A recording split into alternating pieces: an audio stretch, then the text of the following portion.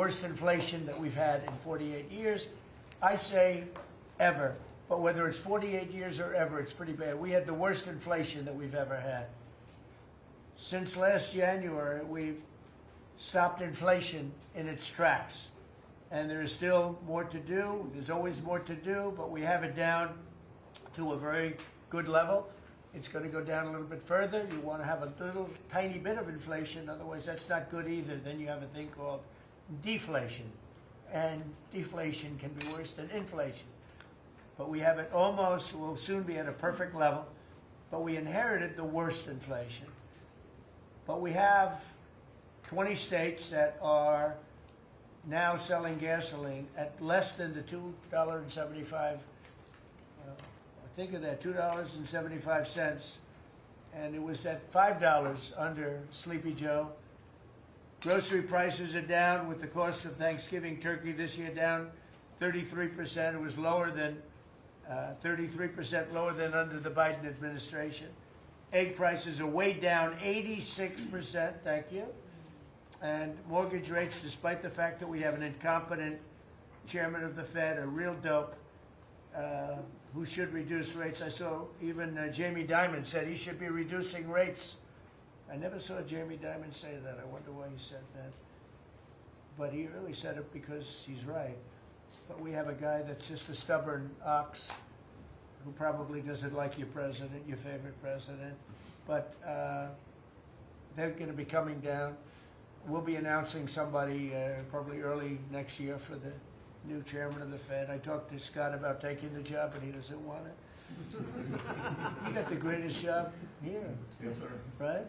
He said, no, I want to stay chairman. I want to stay right where we are, Treasury. And I think we're doing really great, aren't we? We're doing great, sir. It's a great team to be part of. Yeah, no, it's amazing. Under my executive order to lower prescription drug prices, which I think is the single biggest thing we've ever done that nobody writes about because you're fake news. I've made unprecedented deals along with Bobby and Oz and all of the people that work on it. A lot of people that you wouldn't even think work on it, but they do, to slash drug prices by 200%, 300%, 400%, 500%, 600%, 700%, 800%. Nobody's ever heard of it before because I instituted favored nations, and no nation agreed to do it. And then I said to the nations, if you're not going to do it, I'm going to charge you 100% tariff, which is more money than we're talking about. And they said, sir, we'd love to do it. Please, we would be honored to do it. And they agreed that they would go along with the whole thing. Nobody thought you could do it because they felt, number one, you couldn't get the drug companies to do it. So we're paying, as an example, for the, let's call it the fat drug, F-A-T, for fat people. Anybody use it at the table? Don't ask. But the fat drug was $135. Think of that.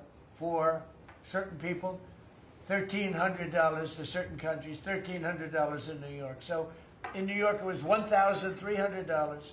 And in London, it was $135. And a friend of mine called me, he said, what is this? Why is it? He got used to paying $1,300. Well, now what we have it down to is, Bobby, what's the number? Like 150 or something? We have it down to a low number, don't we? Yeah, it's around 100, 125, 150. Think of that. So we got it down from $1,300 to $125 to $140, depending on various countries. In other words, we're paying the lowest price, tied for the lowest price in the world. People said you could never do that because you couldn't get the countries to agree to it. I did. Every country agreed to it because I said, if you're not going to agree to it, that's okay. I'm going to charge you tariffs. And as soon as I said that, they said, we agree. And then we had to be a little tough with the drug companies, but they came along. The bigger problem was the countries. The countries just wouldn't go along with it, but they did. Every country. So we have reduced drug prices by 500, 600, 700, 800, 900%, depending on the drug, depending on the company, depending on all of the different factors involved. Nobody's ever even thought of drug reductions like that, price reductions. And I told you the story that in my first term I was so proud of myself because I reduced drugs. It was the first time in 28 years that drug prices were reduced. It was 1/4%.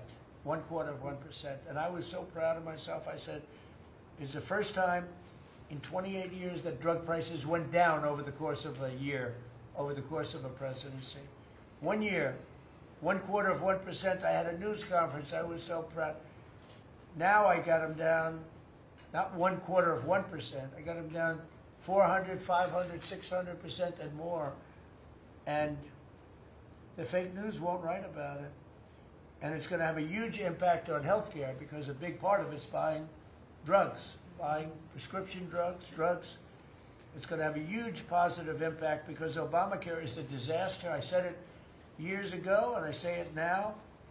And the money should be paid, taken away from the insurance company. Obamacare was made to make the insurance companies rich.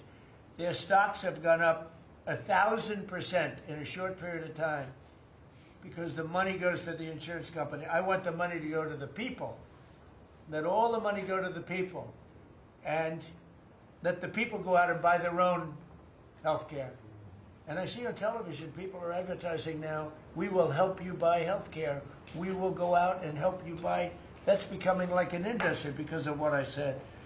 So something's going to happen. It's probably not going to be easy because the Democrats, frankly, they don't want to make a good deal for the people. They just want to make a bad deal for the country. They want to make a bad deal for the Republican Party. But the Republican Party is united. And I will say that what I would like to do is the money doesn't go, trillions of dollars get paid to drug companies. And you still have lousy health care. Obamacare is horrible health care. We want it to go to the people and then let the people go out and buy their own health care. And they'll do great. They'll do great. So we're negotiating that now with the Democrats. Well, congressional Democrats want the largest tax hike in history. I proudly signed the largest tax cuts in American history with the Great Big Beautiful Bill. The Great Big Beautiful Bill, the biggest piece of legislation ever signed, and that includes the extension of the original Trump tax cuts. But it's the biggest tax cut ever signed, and it includes no tax on tips, no tax on overtime, and no tax on Social Security. Nobody's ever seen anything like it, so think of that. And in addition, you get, if you buy a car, this is great for our car industry because we have a lot of car plants. We're bringing back the automobile business. 60% of it was stolen because we had incompetent presidents or incompetent trade people. But 60% of it was stolen over the years, and now I think we're bringing it all back. I think we'll be bigger than we've ever been in the auto business. That's not even to mention AI, where we're leading China. You know, we're leading China by a lot. They're not going to catch us. We have to be smart, but if we're smart, they're not going to be able to catch us. They know that. They told me that. Next year is projected to be the largest tax refund season ever. And we're going to be giving back refunds out of the tariffs because we've taken in literally trillions of dollars. And we're going to be giving a nice dividend to the people, in addition to reducing debt. As you know, I inherited a lot of debt, but it's peanuts compared to the kind of numbers we're talking about. So we're going to be making a dividend to the people. And additionally, we're going to be able to reduce debt. And as time goes by over the next 2, 3, 4 years, those numbers are going to go up. And I believe that at some point in the not too distant future, you won't even have income tax to pay because the money we're taking in is so great, it's so enormous, that you're not going to have income tax to pay.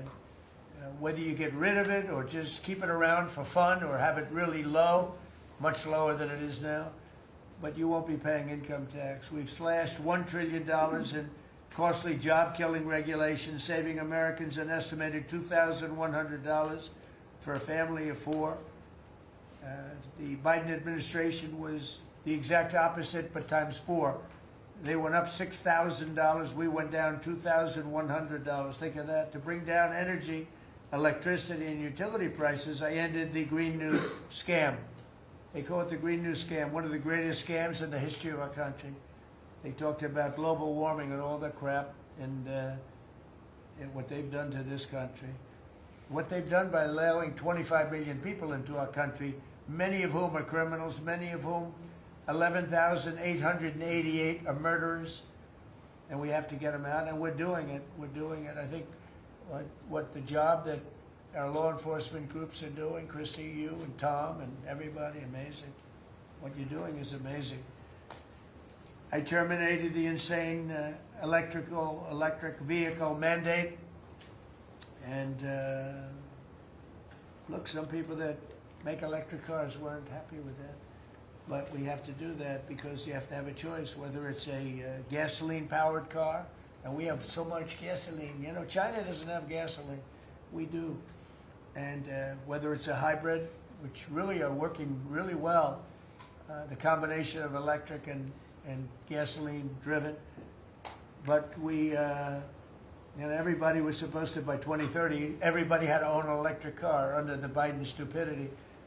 And not everybody wants to do that. I like electric cars. I like all cars. They're all good. They all have reasons. But you want to be able to go and buy what you want. I imposed historic tariffs that are now bringing in so much money that nobody's ever seen anything like it. And countries that were ripping us off, including allies, but they were ripping us off for years. I won't use the names. I won't mention Japan. I will refuse to mention South Korea. I will not mention names. But they were ripping us off like nobody's ever been ripped off before, and taking horrible advantage of your country. But now we're making a lot of money. We're making a lot of money because of the tariffs that are pouring in. And it's really national security. Among everything else, it's national security. We've also rapidly turned the worst border crisis in world history. I believe we had the worst border ever in history. I don't care if you had a fourth world country. You know, we allow third world country in. We would allow fourth world war countries in also. It doesn't matter. There was never a border that was as bad as our border. We allowed anybody in with no checks, no vetting. So we've rapidly turned the worst border crisis in world history into the strongest border in the history of our country, and probably one of the strongest borders in the history of the world, because we have nobody coming through. And I want to thank our people. The Border Patrol is so amazing, ICE, and I want to thank the military for the backup, because they're standing right behind them, and that was really nasty for a period of months, and now it's no longer nasty. Now they don't even come up. Nobody comes up. It's an easy job. It made your job a lot easier because they know they're not going to get through. And we take people in, but they have to come in legally. For 6 months in a row, 0 illegal aliens have been admitted into the United States. You believe that? 0. We had millions of people coming in a year, millions. Now we have 0 for 6 months, and these are given by radical left people that do the numbers. I mean, they're not doing me any favor. They're being we don't have our net numbers are unbelievable. But we had 0 people in the last 6 months. Illegal border crossings along the U.S.-Mexico border have plummeted to the lowest level ever recorded. And nobody talks about that anymore. You know, it's crazy. They don't talk about it. You think they'd say, well, Trump's done a great job in the border. This country is being destroyed by the border. But you always find something new, like, is he in good health? Biden was great, but is Trump in good health? I sit here, I do 4 news conferences a day. I ask questions from very intelligent lunatics, you people. And I give the right answers. There's never a scandal. There's never a problem. I give you answers that solve your little problems. You go back and you can't find anything, but you do stories about Biden was in wonderful health. The guy didn't do a news conference for 8 months. If I go one day, I had one day where I didn't do a news conference, there's something wrong with the president. You people are crazy. I'll let you know when there's something wrong. There will be someday. That's going to happen to all of us. But right now, I think I'm sharper than I was 25 years ago, but who the hell knows? By the way, I took my physical. I got all A's, everything. But they said to me, would you like to take a cognitive test? I said, is it hard? They said yes. I said, well, I'm a very smart person. Who was the last president to take one? No president has ever agreed to take one. Because when you get into the mid-questions, meaning, 10, question number 10, 11, 12, 28, 30, they get harder and harder. And they said, would you like to do it? I said, well, no reason to do it. Nobody's ever done it. I'll do it maybe, but there's really no reason. They said, sir, the problem is this is Walter Reed Hospital. And that's a military hospital. And that means that things are, sort of open. It's not like private where you have, if you do poorly, we'll have to, probably you'll find out. I said, I won't do poorly. I'm a smart person, not a stupid person. And as the doctor will tell you, I aced it. Right, Susie? I aced. I got every question right. And these are tough questions. These are questions that I would say 99% of the people that I'm talking to right now, meaning the people from the fake news, would not do well in those exams. But I'm the only one that took it. I got every single question right. And then I read in the New York Times, is Trump sharp? Trump is sharp. But they're not sharp. That's why they're going out of business, the New York Times. I hear that they're losing so much money, it's ridiculous. They're a bunch of fakers. But we have, we can never let another thing happen like what happened to us with a fake election, with a rigged election, where a guy like Joe Biden assumes the presidency. Because the man was grossly incompetent. And he was incompetent 30 years ago. But he was really incompetent for those last few years. And our country was put at great danger because of it. So for 6 months in a row, we had 0 people. Illegal border crossings along the U.S.-Mexico border have plummeted to the lowest level ever, ever, ever. Think of that. And the net benefit to our country is enormous, incalculable. America is strong and respected again. On the world stage, we're really respected. In fact, I went to a NATO and they were calling me the president of Europe. We're doing very well. We have a lot of respect. As you know, we have a problem with a war that our people are trying to settle now with Russia and Ukraine. We are not involved in the war monetarily anymore. Biden gave away $350 billion like it was candy. That's a massive amount of money. And much of it in cash, a lot of it in equipment. I don't give away anything. We sell the equipment to NATO. The European nations pay us for the equipment, 100% price. And then they bring it to Ukraine or whatever they do with it. But we're trying to get that settled. I've settled 8 wars. This would be the 9th. And our people are over in Russia right now to see if we can get it settled. Not an easy situation. Let me tell you what a mess. It's a war that never would have happened if I were president. Not even a chance. And it didn't happen for 4 years. We've renamed the Department of Defense the Department of War, and I thought that would be controversial. And frankly, I tell you what, I haven't met one person. There's not one person I've met that doesn't like it. Think of it. We won World War I, World War II, everything in between, everything before it. And then we said, let's change the name. So we changed it back to what it was, Department of War, and Pete's doing a great job. We ended 8 wars. Think of that. 8 wars, but we're going to do one more, I think. I hope. Every time I end a war, they say, if President Trump ends that war, he's going to get the Nobel Prize. If I end that war.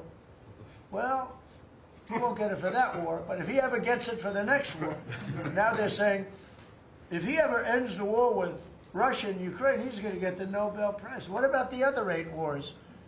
India, Pakistan. Think of all the wars I ended. I should get the Nobel Prize for every war, but I don't want to be greedy. Actually, the woman who got the Nobel Prize said, "You've got to be kidding. Trump deserves the Nobel Prize." So that was very nice of her. I appreciate it, which is true, actually. But I don't care about that. You know what I care about? I care about death. I care about all the people that are dying. And last month, 27,000 young people died, mostly young people, mostly soldiers, despite some missiles being shot into Kiev and other places. But think of it, mostly young people. 27,000 people died between Russia and Ukraine last month. What a shame. So we're restoring law and order to our cities and towns. If you look at what's happened, and I want to pay my deepest respects to those two incredible people from the National Guard in West Virginia they came from. I spoke to their parents. Sarah is gone. She passed away. She's looking down on us now, and she loves her parents, and they loved her. They were, somebody said, how are they doing? I said, the word is devastated. Doing. How are they going to do? They're devastated. The rest of their lives they're going to be devastated. She was an incredible person, highly respected, top of her class, everything. She was like a perfect human being. 20 years old, just started. She was like a baby. She was so proud. They were giving her a promotion. And she told the parents that she was getting a promotion, and they were so proud of her. And then they get a call that this happened. And we have one young man who's fighting for his life. He's fighting very hard. I think he's probably doing better than anybody. And they said he didn't have a chance. I'll tell you, the one who said he's going to live is his mother. He spoke to his mother. Sir, he's going to live. I spoke to her very soon after this horrible event took place with this scum that is able to come into our country. I spoke to his mother. Sir, he's going to be okay. I'm telling you. No doctor thought that. Nobody thought that. He was hitting bad places, and she was like so positive. It was incredible. And it's possibly right, Pam, right? Possibly right. Boy, it would be amazing. If he lives, it would be amazing. A miracle, actually.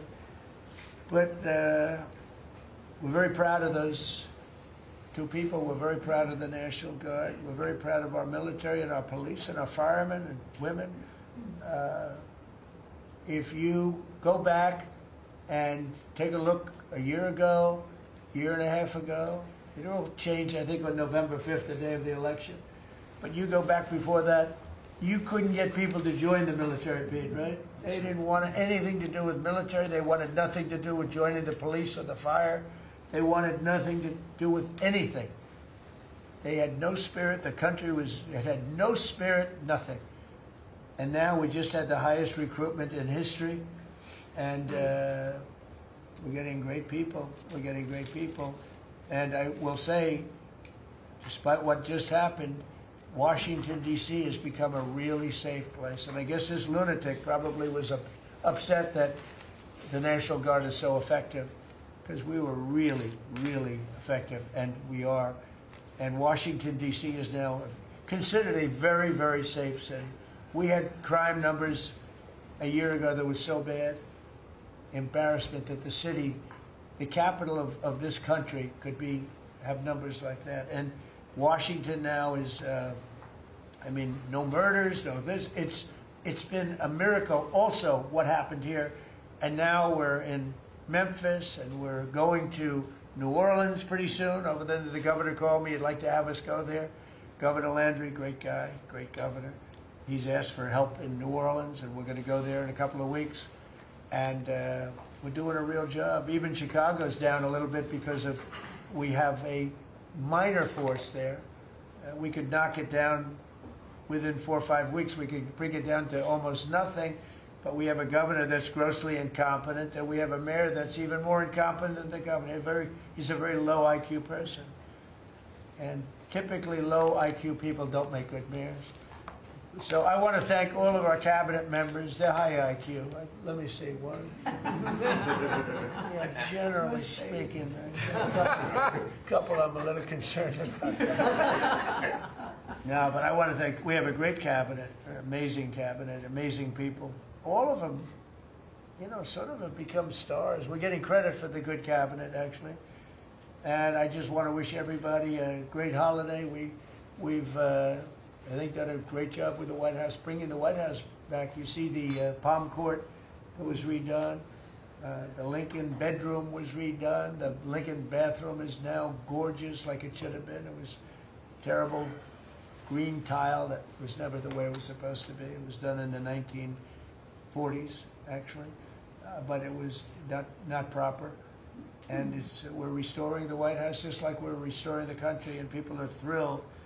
But the First Lady's done a beautiful job with the Christmas trees and all the decorations. I see the wreaths on the windows. I've never seen that before. on the windows of the White House. And you know, it's 4 stories high. I said, how did they get that wreath? They had people going up in a little dangerous. I wouldn't want to do it. But they put them up, and we have wonderful people working in the White House, and they're really proud to bring the building back. Because this building was a little bit like the country. It was mishandled, it was mistreated, and now it's being given love. And we're building one of the great, I think, maybe the greatest ballroom. We needed it for 150 years. They've been asking. You see the trucks and cranes and excavators in the background, and you hear them, and every time I hear them, I love the sound. To me, I love the sound. I wouldn't say my wife is thrilled. She hears pile drivers in the background all day, all night. They go till 12 o'clock in the evening, day, night, pile drivers. Darling, could you turn off the pile drivers? Sorry, darling, that's progress. But no, we're doing great. It's going to be I think it's going to be the finest ballroom ever built, and we're going to have it here. They've wanted it for 150 years. Think of that. So I will just end by saying I want to thank the cabinet. It's been a great cabinet. Let's think of it. Time flies, but this is our last of the year, as I said, and I just think you've done a fantastic job. And we're going to go around the room. We'll go quickly, but we're going to go around the room, and we'll start with Pete, and you'll tell us about some of the achievements. And some of you have achievements that are so big, I don't want you to go through the whole thing because we don't have time. But we'll start with Pete, and then if you want, we'll take some questions at the end. Please, Pete. Well, thank you, Mr. President. As you said, it has been a historic year at the Department of War. Recruiting and retention over this year are at the most historic levels our country has ever seen. I had a chance to be on an aircraft carrier destroyer over Thanksgiving. The spirit in our ranks since the election under President Trump is unprecedented. I've never seen anything like it as a soldier myself in uniform, and I know a lot of you feel the same way. We've ripped out the DEI and the political correctness. It's all merit-based at the department. We're getting back to basics: accountability, training, readiness, lethality, and that's reviving that spirit. And Mr. President, we're rebuilding the military, historic investments. I just took briefings on the Golden Dome and F-47, next generation capabilities that are going to make sure that for generations to come, America has the most powerful, most capable, most lethal military in the world, which you have rebuilt once and we're rebuilding again. And then we're reestablishing deterrence and credibility. If you look at what happened, we deal with every day the outcome of what happened in Afghanistan, the debacle under Joe Biden. We just dealt with it in the streets of Washington, D.C. with those 2 National Guardsmen. And then what happened on October 7th with Hamas, what happened in Ukraine, a war that never would have started under President Trump. We're having to rebuild that. So whether it's freedom of navigation and taking the fight to the Houthis, whether it's Midnight Hammer, those beautiful B-2s going 37 hours back and forth, undetected, delivering with precision, and Iran not getting nuclear capabilities, Europe and NATO stepping up to 5%, locking down our southwest border. It's been an honor to work with Christy and Tom and everyone else down there to lock it to 0, operational control of our border.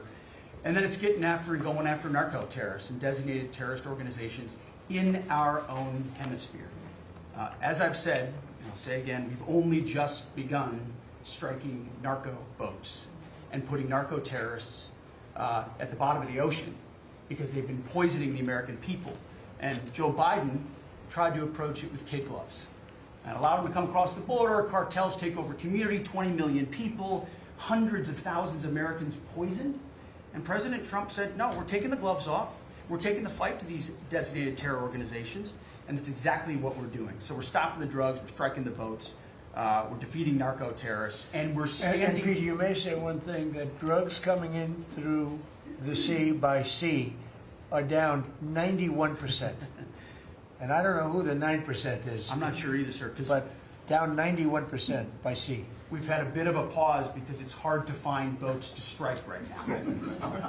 Which is the entire point, right? Deterrence has to matter, not arrest and hand over and then do it again, the rinse and repeat approach of previous administrations. This is meant to get after that approach. And I will just end by saying, as President Trump always has our back, we always have the back of our commanders who are making decisions in difficult situations, and we do in this case and all these strikes. They're making judgment calls and ensuring that they defend the American people. They've done the right things. We'll keep doing that, and we have their backs, Mr. President. Good job. Thank you very much. Howard? So we set out to stop the ripoff of the United States of America. This is about global change of trade. We've been ripped off since 1945 when we set this policy. So we set out, and together with my partners, Jameson Greer and Scott Bessett, we set out to change that.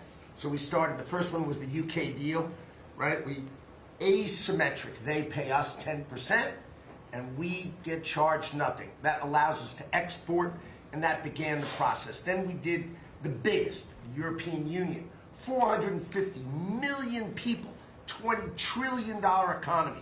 They completely opened their borders to us, and we charge them 15%. That makes America $100 billion a year and turns it back to where our economy is the best. And so it proved that President Trump's trade agenda was the right trade agenda. Then we go to Japan and Korea. They offer us $750 billion in cash to build in America at the president's direction. And we're going to start, as an example, nuclear, right? We need to have a nuclear arsenal in America of power, the generation of power. So we're going to build hundreds of billions of dollars, financed by the Japanese and the Koreans, meaning they give us the money, we build it here, and we split the cash flow 50-50. We're going to build ships, $150 billion worth of ships in America. That changes the way things work, right? After those trade deals, then you go to how are we going to reshore, right? Let's start talking about the auto industry, right? We've been competed against by Koreans, the Japanese, the Europeans. We're kicking our tail. President Trump changed it. 25% tariffs, bring it all home. This year, General Motors stock up 40%, Ford up 34%, and on the same day that we announced we had set all the tariffs, Sean Fain, the head of the United Auto Workers, called and said, I can't believe I'm calling a Republican Secretary of Commerce to tell the president that this is the greatest administration for auto workers in America. The stock's up and the auto workers up. That proves that President Trump understands how to take care of the whole ecosystem, both the companies and, more importantly, the people who work there. Semiconductors, right? We didn't build any. The Biden CHIPS Act was a $60 billion giveaway, right? We've now turned that. $300 billion is committed to America. That's going to go up to $750 billion in the next 60 days, right? And then you go to pharmaceuticals, right? $250 billion being invested in America, and then working together with Bobby Kennedy, right? Pounding away on that MFN, working together as a joint team. They're coming to over $250 billion and cutting prices in half. We did the golden share of U.S. Steel to make sure the Mon Valley is protected.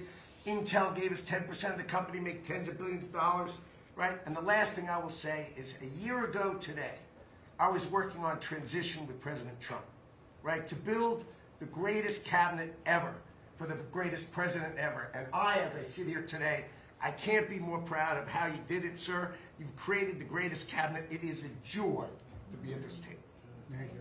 You know, one thing we will mention, so they came to see me from Intel, and they had a problem. I said, look, we'll fix your problem, but I think the United States is entitled to 10% of your company. And the chairman looked at me and he goes, you have a deal.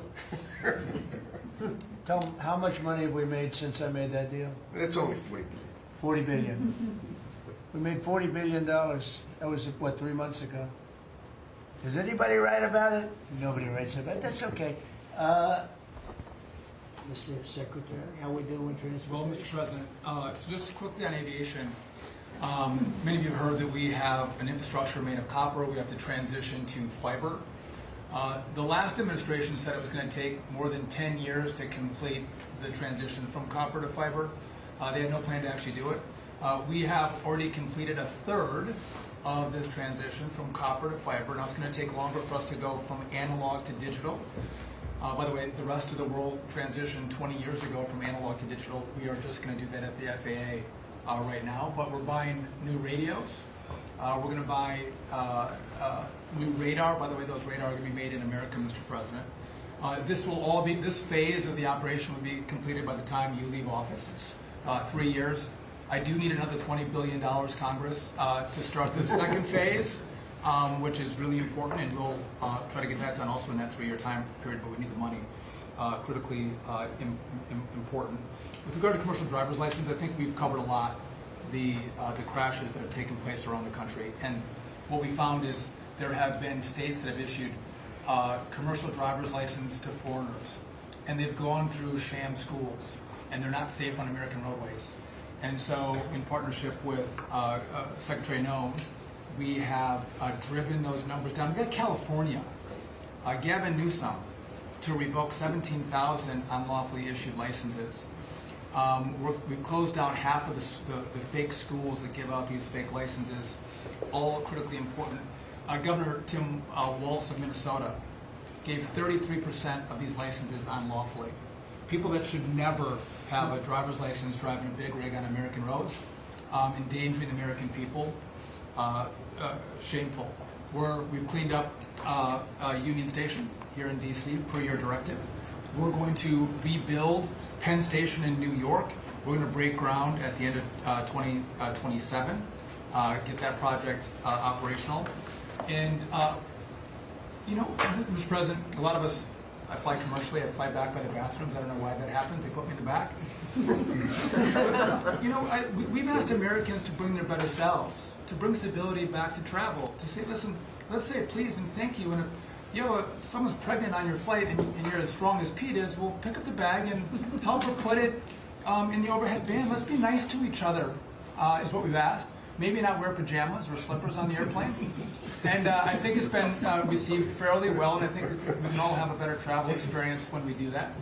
And just the last point I'll make is there was a big football game where the Merchant Marine Academy that falls under DOT actually beat the Coast Guard with Christy Noem. We beat them by 1 point, and so we're very proud of that. And, so well done, Kings Pointers. So a little bit in a nutshell, we're rebuilding the air traffic control under boot edge. That's supposed to be boot edge. Who's another grossly incompetent person? He'd get on his bicycle, ride to work, and he was just terrible. What they do is they take the fiber optics and they take fiber trying to hook it into copper, and fiber and copper don't mix. You can't do it. But people knew that for the last 30 years since they started doing the fiber. And they spent billions of dollars, and it didn't work. And you saw that by the helicopter crash. You saw that by into the plane. You saw that by a lot of things. So we're doing a brand new air traffic control system, and it's going to be the best. And it's going to be from top to bottom. And we have the 3 top companies in the world bidding on it. And it's going to be one bid, and we're going to have one company responsible, and it'll be the best system. And it's going to make this. Look, our skies are safe. Otherwise, we wouldn't let people fly. But we're going to have the safest skies. We're going to have the best system anywhere in the world. We're also going to rebuild Dulles Airport because it's not a good airport. It should be a great airport, and it's not a good airport at all. It's a terrible airport. It was incorrectly designed with a good building. Actually, it's got a beautiful terminal. Saarinen was the architect, one of the greatest architects in the world at the time. A great architect. And so they have a great building and a bad airport. But we're going to turn that around, and we're going to make Dulles Airport, serving Washington and Virginia, Maryland, etc. We're going to make that into something really spectacular. We have an amazing plan for it, and other things. But yeah, you're doing a really good job. I appreciate it. The people movers of Dulles, we had a crash recently. So we're going to announce that later today.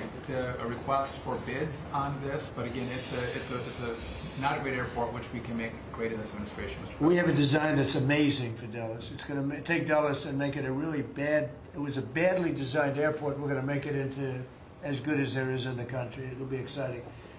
Okay, please. All right. Well, Mr. President, it's good to be here at this meeting because in 1 year you can look around the table and see the change. And I think one of the biggest changes is how this cabinet works together. And I want to start there. This has often been said, I found out some things this year that I didn't know, that the Department of what was Defense, now Department of War, and the Veterans Department had never really communicated. Now, we're fraternal twins, in a way. Pete and I are. He lives better, I'm better looking.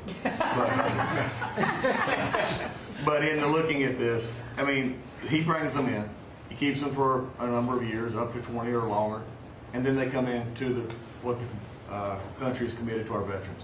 And if you don't have both ends working correctly, then recruitment lags, morale lags, and we've been able to work and fix a great deal of that. I didn't need to change our name, but I did do one thing.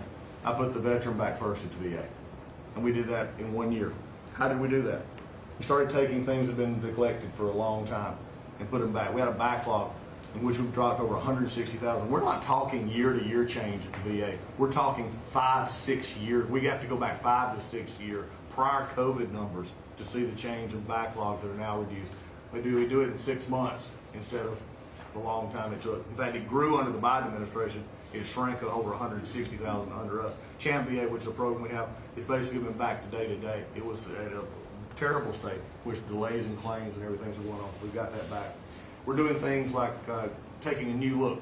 I have one question that I ask when I go to my hospitals, which by the way, over 170 hospitals, 1,200 clinics, and I ask the people one thing, Mr. President. I said, what are you doing right now that if you were just honest and I wasn't standing here, you'd say, this is stupid. It's been amazing what we've gotten, and the feedback that we've had. We've been able to change how we do credentialing, how we do privileging, how we do hiring. We're all working through that, and it has all made a difference for our veterans as we go forward. CNP exams for veterans out there listening. If this is the one where disability claims, where they say, well, let me send you to a doctor to make sure. Most of the time we have that already in the record. We're working now where those could actually be changed, where we just look at the record and not have to send them to the doctor. That's almost a $3 billion savings that we could let, and also not taking what the veterans did. We're also getting ready to announce here pretty soon a reorganization that's going to bring our hospital system organizationally in line with the 21st century. We are the largest healthcare organization. It's about time we acted like it, Mr. President. You gave that leadership, and we're going to do it. And also one thing, community care contracts getting ready to go out. It's one of the largest contracts in the federal government, but it does exactly what you and I have talked about before, making sure that our veterans can get care in the system or in the community, wherever they want it. We're getting ready for that. Now, I have one thing for all the press who really enjoyed the first of the year, saying, oh, you know, they're going to cut all these jobs, 80,000 this, 80,000 at the VA.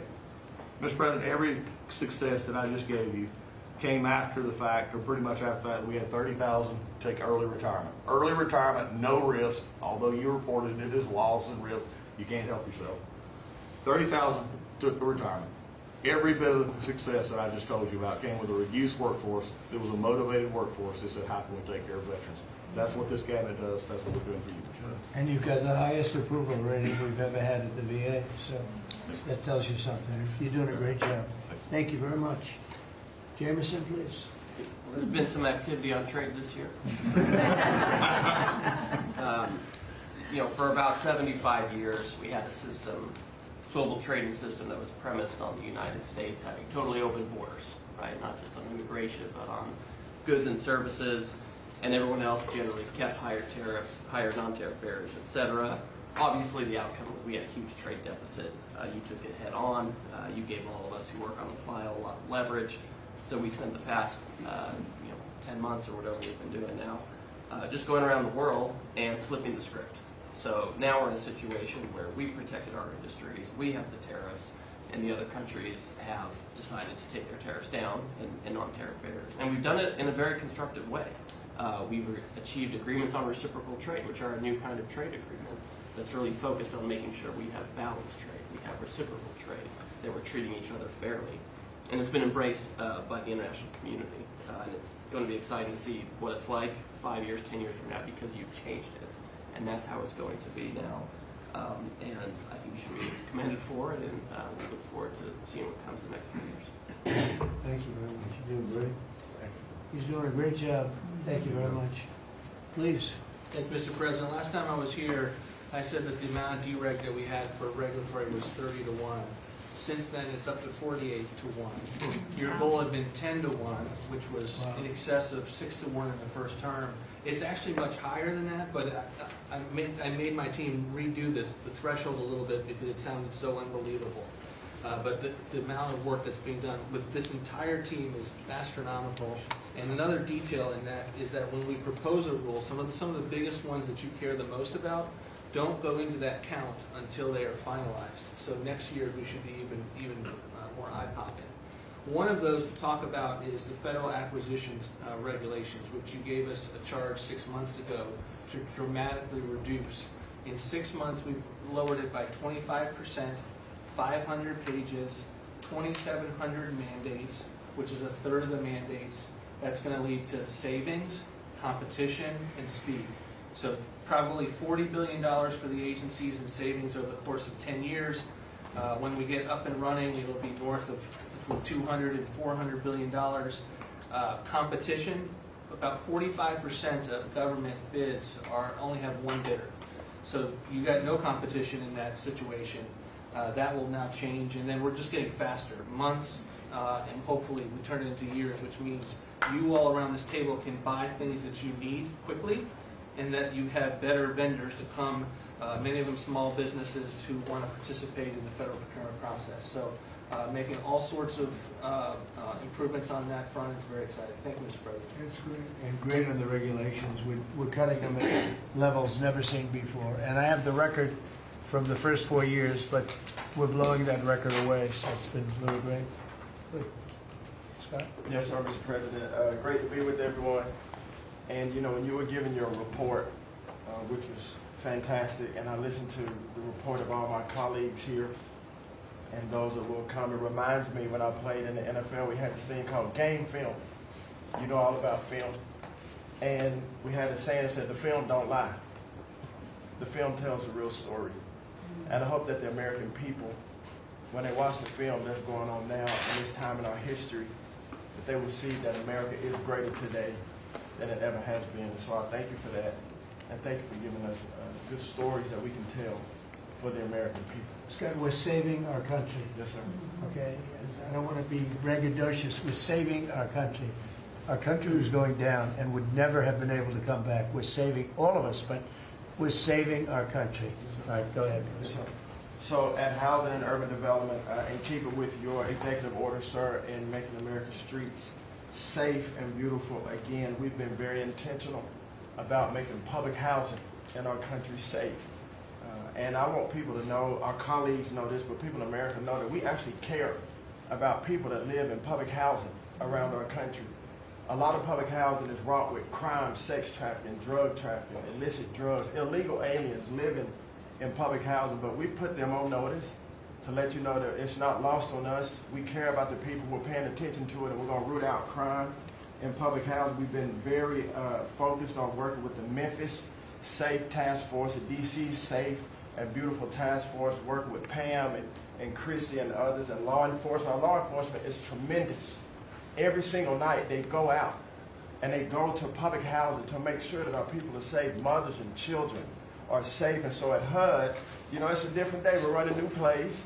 The film was real bad when I came in, I'm going to be honest. But we are giving the people that live in public housing the assurance that they will be safe. We also announced a new crime hotline, sir, that people that live in public housing, if they see criminal activity, if they see illegals living there, if they see drug trafficking, if you see it, if you hear it, report it. Don't be afraid. And so work with our Office of Inspector General.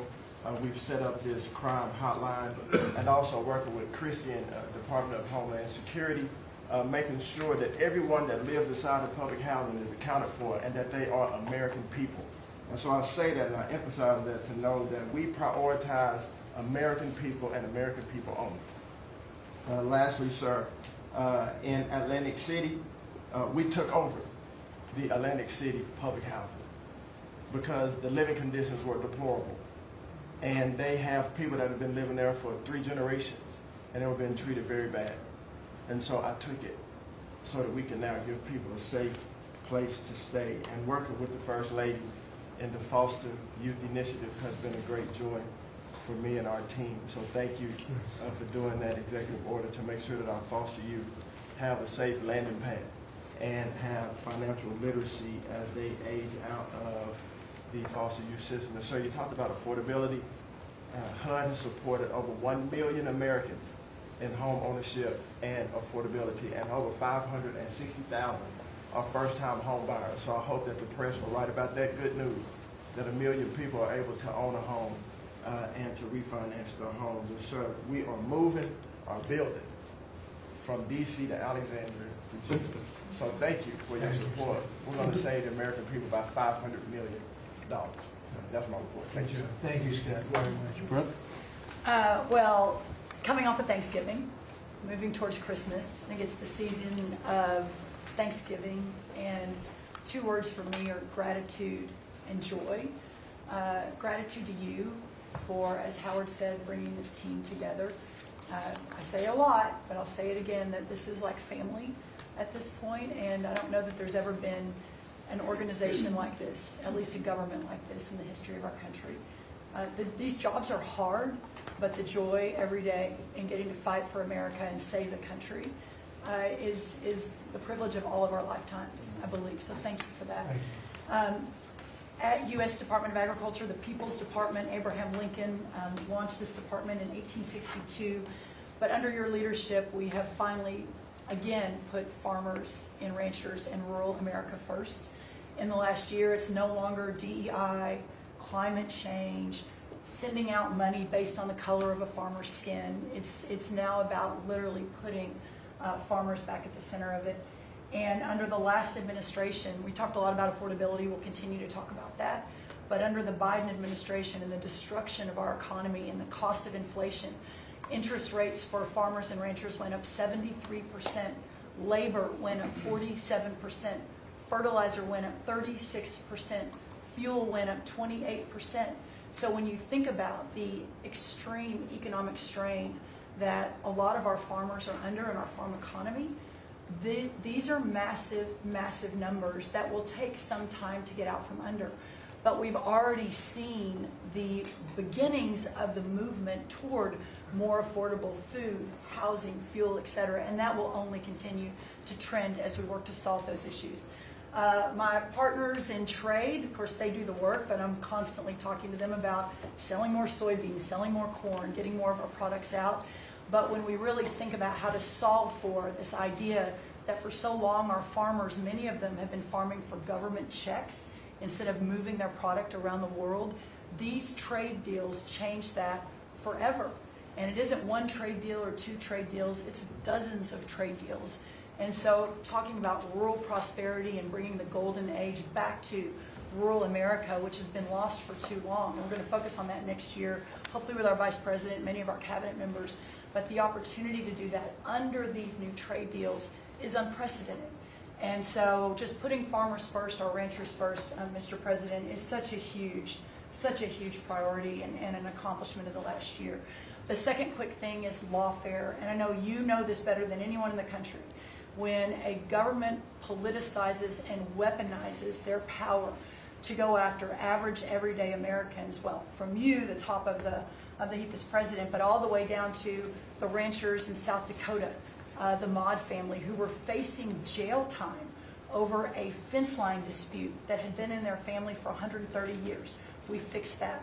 A family, the Henry family in New Jersey, who were facing their farm being taken away for eminent domain to give to affordable housing, we fixed that. So being able to completely change the trajectory of private property rights, but especially as it has to do with our farmers and ranchers and our rural communities, changes everything for our country. And then the third thing, we have so much great things to talk about at USDA, but the third thing, which became very much a part of the national conversation during the Democrat shutdown, was SNAP reform, food stamp reform. When all of America saw what so many of us know and have been working on, but when you have so much rampant fraud in a program that 42 million Americans participate in, now a big good piece of news that I hope is written about, since you became president, about 800,000 of those 42 million have moved off of food stamps, which is hopefully the plan with better jobs, higher wages, etc. But still, when we found 186,000 dead people's Social Security numbers being used, 500,000 people receiving benefits more than twice. We had a couple of people receiving benefits in 6 states. In February of this year, we asked for all the states for the first time to turn over their data to the federal government to let the USDA partner with them to root out this fraud, to make sure that those who really need food stamps are getting them, but also to ensure that the American taxpayer is protected. 21 states said yes, not surprised. 29 states said yes, not surprisingly, the red states, and that's where all of that data, that fraud comes from. But 21 states, including California, New York, and Minnesota, the blue states, continue to say no. So as of next week, we have begun and will begin to stop moving federal funds into those states until they comply and they tell us and allow us to partner with them to root out this fraud and to protect the American taxpayer. As Joe Biden was working to buy an election a year ago, he increased food stamp program funding by 40%.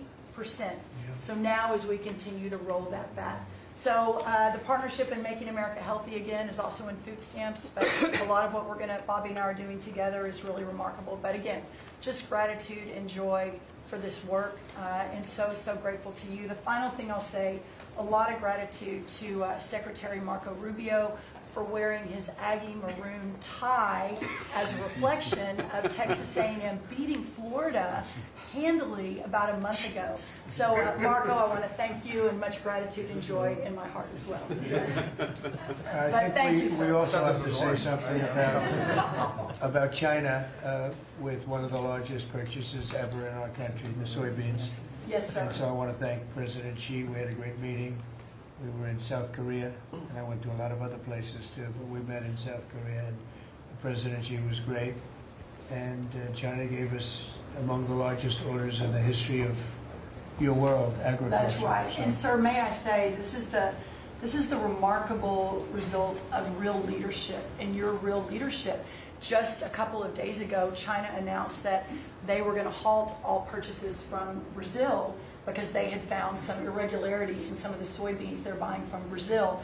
And what that means is a continued signal that this country and our farmers produce the best, highest quality soybeans, sorghum, et cetera, in the world. And what you've been able to do is open those markets up and, again, move toward an era where our farmers are not so reliant on government checks, but they have the markets to sell their product. Having said that, we do have a bridge payment we'll be announcing with you next week, as we're still trying to recover from the Biden To help years. the, to help the farmers. We're going That's to help right. the farmers. They did not help the farmers. That's right. Thank you very much. Thank you, sir. Scott? Mr. President, it's been a great year on the economy, but the best is yet to come. The tens of trillions of dollars that have come in investment, both the portfolio investment by companies, investment by countries, that is turning into a CapEx boom for the U.S. Capital expenditures up 15% in history. When CapEx is up, jobs will follow.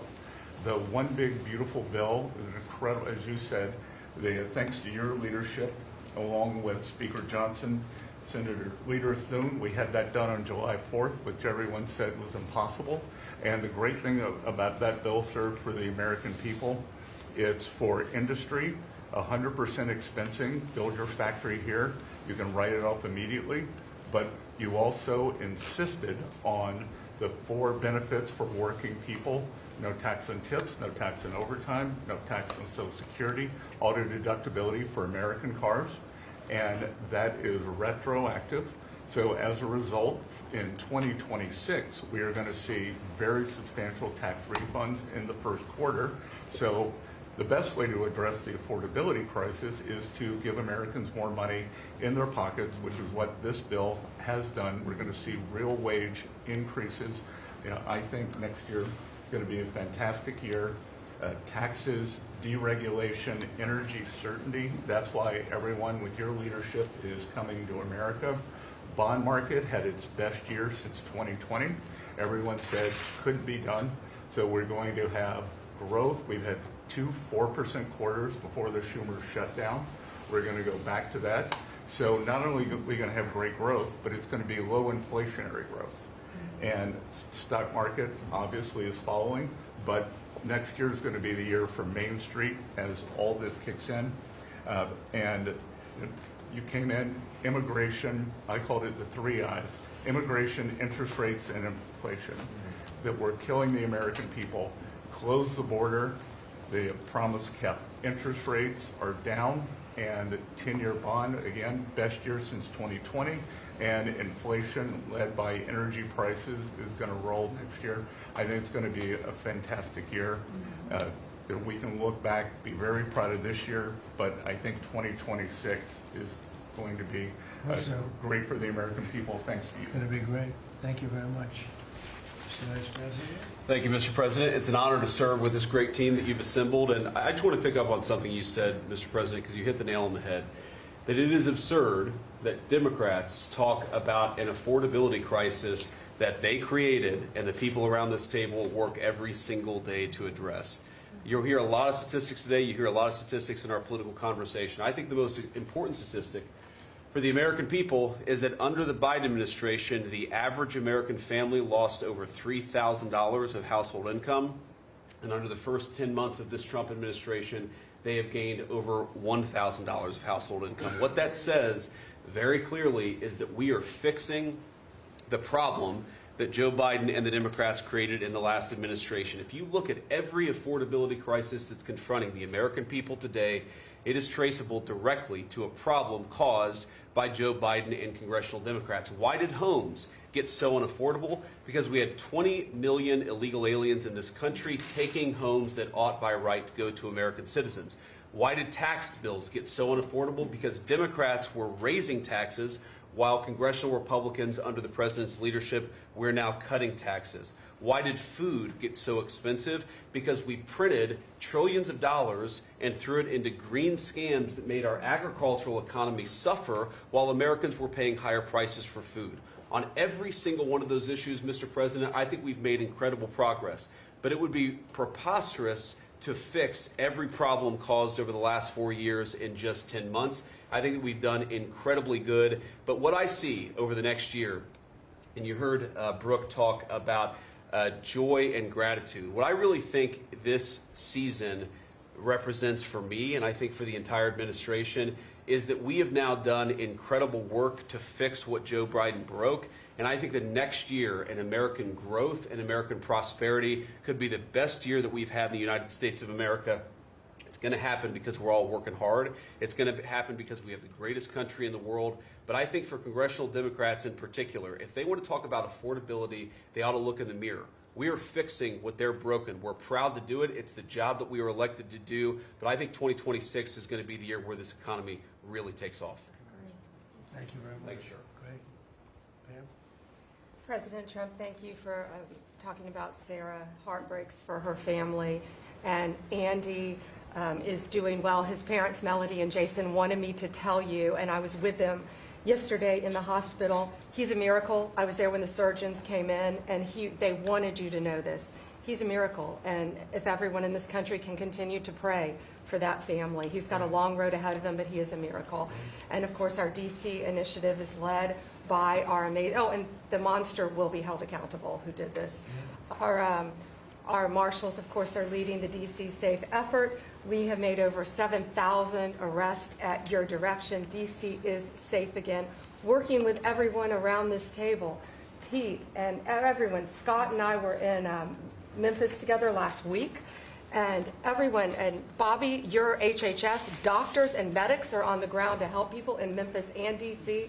In Memphis, we've made over 3,500 arrests so far. And Homeland Security, Christy, you've been instrumental in this. But it's everyone working together as a team. We even have Treasury agents out there. It's unbelievable, on the ground in DC and Memphis. Of course, law enforcement first, FBI, Kash Patel has led the FBI. We have a 100% increase in the arrest of violent criminals, thanks to your leadership.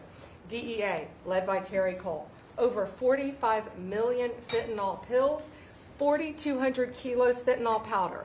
That is the equivalent of 347 million potential lethal doses. That's unbelievable that you've taken off the streets of our country. And the weight of all the drugs combined taken off by DEA is the weight of 17 full semi-trucks of the drugs just since you've been in office. The drugs that had flowed into this country under the previous administration.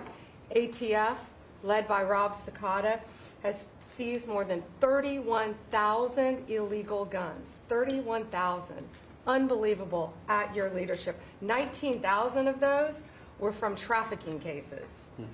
We've been sued on the legal front now. We have been sued 575 times. 575 times. More than every administration going back to Reagan combined. Most recently, yesterday, I was sued by an immigration judge who we fired. One of the reasons, she said she was a woman. Last I checked, I was a woman as well. 24 Supreme Court wins, President Trump, 92% success rate. We told you it would take a while to get to the Supreme Court. We're doing it at record speed, led by John Sauer, of course, Sarah and Hosh, all working together. Immigration, we're winning. Nationwide injunctions, ending DEI funding, working to secure that our federal workforce is aligned with your America First agenda, representing pretty much everyone in this room. We met with your general counsel yesterday, Doug, working with everyone. It's nonstop. ICE, of course, we're winning there with Christie. We're Brooke, SNAP benefits, won there. Marco, USAID.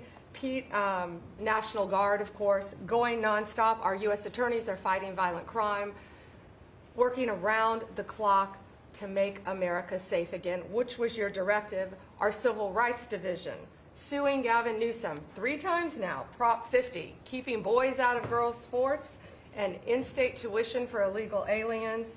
We've sued over election integrity. We are litigating major universities with Linda. Thank you, our Civil Rights Division, for everything that you've done to end DEI in our schools. Our Civil Division fighting sanctuary cities every single day. And of course, our Antitrust Division with Google, major settlement. Our attorneys are working on terrorism, TDA, MS-13, Antifa, President Trump. We've charged more than 500 defendants with assault on federal officers thanks to your directive. And also, we have dropped countless cases against Americans that were prosecuted under the Biden administration, including J6, COVID, FACE Act, and more. And as everyone knows, we cannot talk about pending grand jury investigations, but no one is above the law, and that includes what happened in Arctic frost. I hope everyone has a very Merry Christmas, Happy Hanukkah, and Happy Holidays. Thank you for fighting for our country. Thank you. Thank you very much. Please, Laura. Great. Well, thank you, Mr. President. Thank you for allowing me to be at this table. When I came on board, I knew really none of you in this last year, and it's been a year, Mr. President, since I've had the pleasure to serve this country on the workforce. Everybody said the Department of Labor would be quiet, fly under the radar. You won't have to do too much. Absolutely not, because you made the American people realize the American dream is real for the American workforce.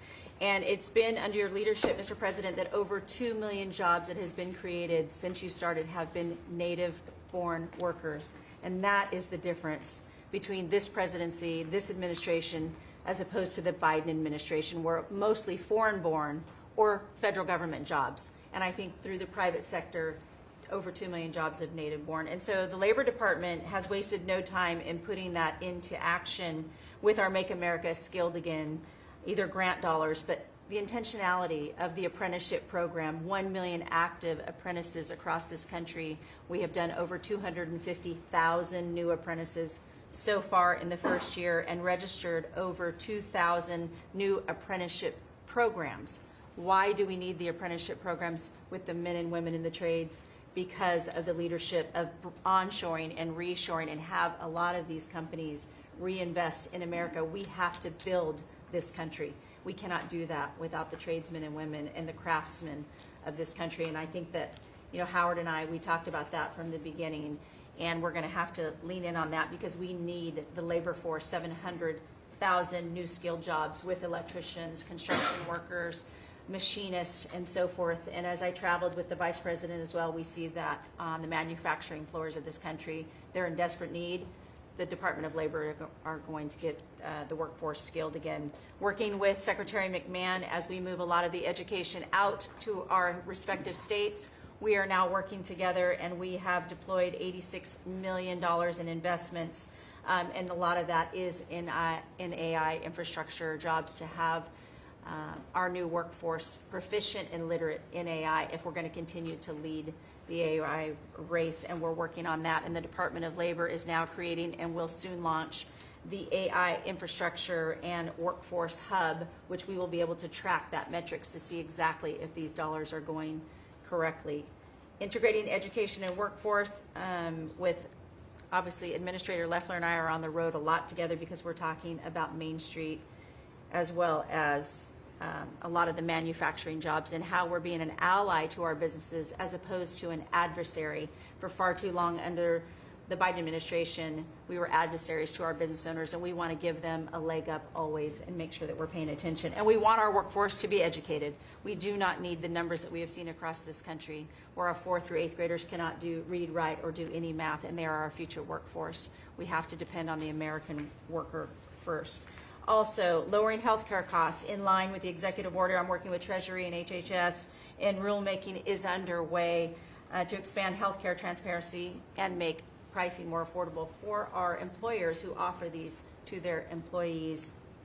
Promoting retirement security. The department rescinded the Biden administration's guidance that restricted the use of crypto in the retirement investments, and we're seeing more and more of that, where we also rescinded the supplemental statement that discouraged the fiduciaries from considering the alternative assets for 401ks, and that will also come through the Department of Labor, that rulemaking. Ending abuse of cheap foreign labor at the expense of the American worker. We launched over 200 investigations into companies who will have abused and or fraudulently against the American worker. So Project Firewall was released. Thank you, Mr. President. We want the trained workforce, but we will root out the fraud and abuse, and we'll protect the American worker first. And slashing the job-killing regulations. The department has rescinded discriminatory DEI practices. And I will tell you, reducing compliance costs for businesses, as it was for DEI, has saved American businesses nearly $1 billion this year by just getting rid of DEI for that compliance cost that they've had to do. So, Mr. President, continuing to skill the American worker, the American workforce is going to be my mission. We have to do it faster. We have to do it quicker. We have to build so that the American people can realize that American dream that you have laid out so eloquently. And it's an honor to serve under this administration and to talk to the American workers who believe in the American dream again, the pride on their face, the pride of the American worker, the skilled men and women who build with their hands. It's an honor. Thank you, and Merry Christmas. Very good job. Thank you very much. Awesome. Mr. President, I am honored and frankly inspired to sit at this table with this incredible team of leaders that work every day for one and only one constituency, the American people. Not this group or that group, the American people. The price of energy is very much on the mind of Americans. The biggest determinant of the price of energy is politicians, political leaders, and policies. That's what drives energy prices. Under your leadership, what we've seen in the United States is just a steady drop in the price of gasoline, a huge consumer cost for Americans. As you mentioned early on, well below $3 a gallon right now and trending downwards. There are a number of stations in the heartland of America with $1.99 signs flying today. That's simply impossible without the leadership and changes you've brought. Now, of course, you can go to California, where the average price of gasoline is between $4.50 and $5 a gallon today in California. That's just bad political leaders there and bad policies in California. And taxes. And taxes. The taxes they charge on gasoline are just insane. Terrible. And electricity prices is a very parallel story, but it's a bigger moving ship, so the changes are a little bit slower. But Americans are outraged at roughly 30% rise in the average price of electricity across this country. But everything we are doing together is going to reverse that. Not just stop the rises, but start a downward trajectory in electricity prices. And I can say that with confidence, not because we think these policies will work. We know these policies will work, and I'll get to that in a second. We're going to stop closing power plants. We've already done that, of course. Stop closing the coal power plants and natural gas plants that were shut down. We've got over 30 gigawatts of generators just sitting there today, not allowed to run. Well, of course, we're fixing that immediately. We're going to bring on from our existing grid tens of gigawatts more capacity that'll drive down the cost of electricity. But if we look at the last 5 years to see what works and what doesn't work, the most Trump-aligned policies in the electricity sector were by, no surprise, one of your cabinet members, Secretary Burgum, for 8 years governor of North Dakota. Over the last 5 years, production and demand for electricity in North Dakota grew 35%. Think what data center boom's going to do. And what happened? Electricity prices went down. Didn't rise slowly. They actually went down those 5 years. That's the answer. Trump-aligned energy policies increased demand for electricity. Nebraska and Texas, more Trump-aligned states, had significant growth in demand for electricity. They had electricity price rises, but well below the price of inflation. Unfortunately, Biden brought all of us a lot of inflation. If you look at the other end of the spectrum, California, New York, Massachusetts, Connecticut, Maryland, I could go on. What happened in those states? Policies and politicians that force the building of unreliable electricity generation, which requires new infrastructure and transmission lines. And what happened? Today they produce less electricity than they did 5 years ago. A lot of spending money and less electricity. What does that mean? Of course, much faster rises in the price of electricity. Blue states have had 1.5 times faster rise in electricity prices than red states. Red states alone, less than inflation. We need to bring those policies. You are bringing those policies to the national level. We hope the blue states will come along with us, but your policies are going to start the decline of electricity prices nationwide under your leadership by just bringing back common sense. So thank you for allowing me to be part of this team. For people here who are focused on winning, special thanks to Howard and Scotty who were there with me to see the Denver Broncos win on Monday night. Now we want nationwide wins on energy for 3 more years. And we're doing more energy production than we've ever done by far right now. Records across the board that'll continue to be reset every year you're in office. Thank you very much. Well, Mr. President, thank you for giving me a very interesting job. Some days it's a little controversial too, but it's been an honor to work for you. You are a great American. The fights that you pick are the right fights, and they're always on behalf of this country. So I appreciate the chance to do this job heading up this department. If you think about what Joe Biden did with the Department of Homeland Security, he used this department to invade the country with terrorists. He opened up the borders, let anybody come in that wanted to.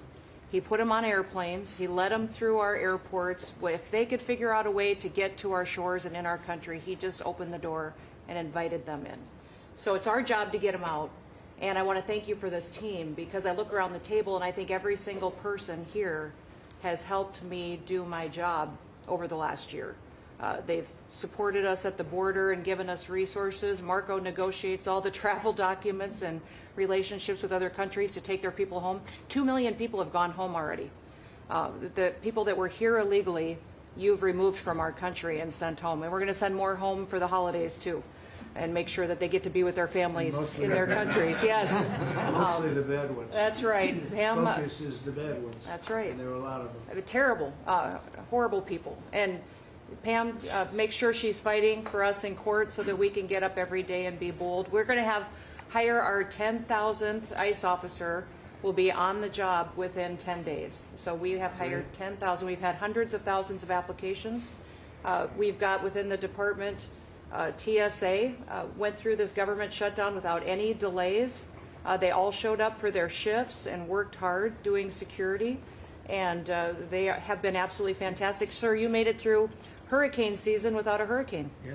And so FEMA, you kept the hurricanes away. So we appreciate that. And FEMA is deploying resources and dollars 150% faster than ever before.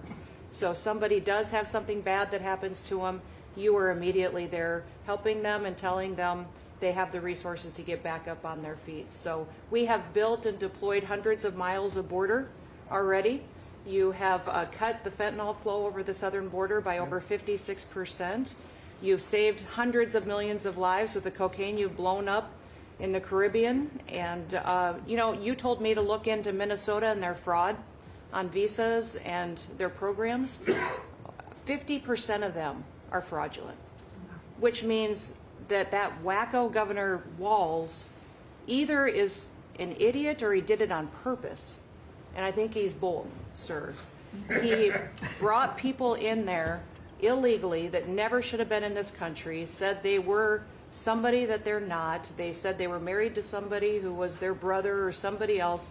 Fraudulent visa applications, signed up for government programs, took hundreds of billions of dollars from the taxpayers, and we're going to remove them and we're going to get our money back. And we're going to, this next year, make sure that we only put people in leadership positions in this country that love this country and have its back. So thank you for letting us get up every day and have a purpose. We appreciate you. Thank you very much. Thanks, Chris. Appreciate it. Mr. President, you're exactly right. We are saving this country. We're doing it one Main Street at a time, and we're doing it at record speed and at record levels. Under your leadership, small business optimism, according to the U.S. Chamber Index for small businesses, has reached an all-time high in the history of that index. So on Main Street, the economy is coming back thanks to your leadership, thanks to getting Biden inflation under control. Small businesses' number one concern right now is finding skilled labor, and that's why Secretary Chavez DeRemer and I have entered into an MOU to get to speed that workforce to small businesses that under this administration are now at record levels. 36 million small businesses have now taken on board, for the first time in the SBA's history, $100 billion.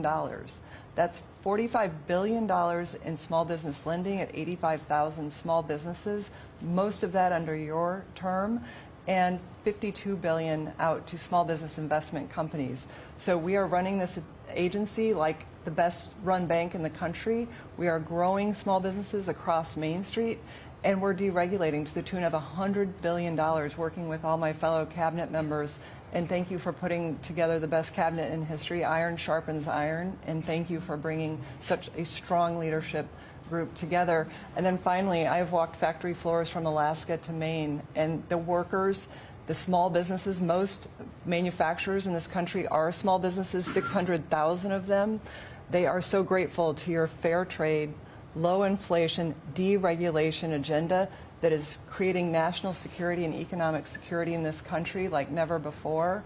And so I want to also finally thank you for bringing faith back to the White House, to this administration. I want to thank Brooke for hosting the Cabinet Bible Study and invite everyone tomorrow to Bible study and making this country something that we can be so proud of under your leadership.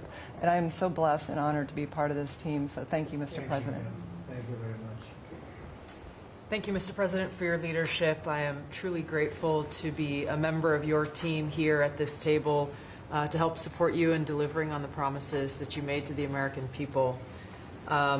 You came in with a very clear mandate of taking on the rampant weaponization, politicization of the intelligence community and federal law enforcement, experiencing yourself, the deep state abusing their power as they have against you, your family, and so many of the American people. Bring out accountability, truly, for those who have abused their power, making sure that the intelligence community is supporting your efforts in keeping the American people safe, secure, and free, and being the president of peace. I'm grateful to be in this position as your Director of National Intelligence to support you in these efforts, and I'll cover very briefly what we've done over the last year under your leadership and what we look forward to continuing to focus on next year. First of all, under your leadership, again, we've taken on a historic effort for transparency, declassification, and exposing these abuses of power by these deep state actors. We've declassified over 500,000 documents, many of which had never been seen before by the American people, put them online to bring about this level of transparency. We formed a weaponization working group, again, to be able to go after a lot of these abuses of power that have never seen the light of day, to support the accountability that under Pam Bondi's leadership in the Department of Justice is coming about. Secondly, bringing about reforms to the intelligence community to make sure that we have the most effective and efficient and focused workforce that's really working on bringing about the priorities you have laid out in ensuring our country's security.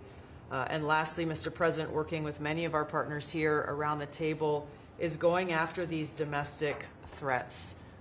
We have threats coming from both Islamist ideology as well as Islamist terrorists, foreign terrorist organizations, and those who seek to do harm to the American people, many of whom were let in across our borders under the previous administration. We are focused on these tasks and this imperative for the American people, and just appreciate your leadership, Mr. President, in empowering us to be able to conduct this service. And Merry Christmas. Thank you very much. Thank you. Merry Christmas. Is this a Merry Christmas? You say it loud and clear. Lee?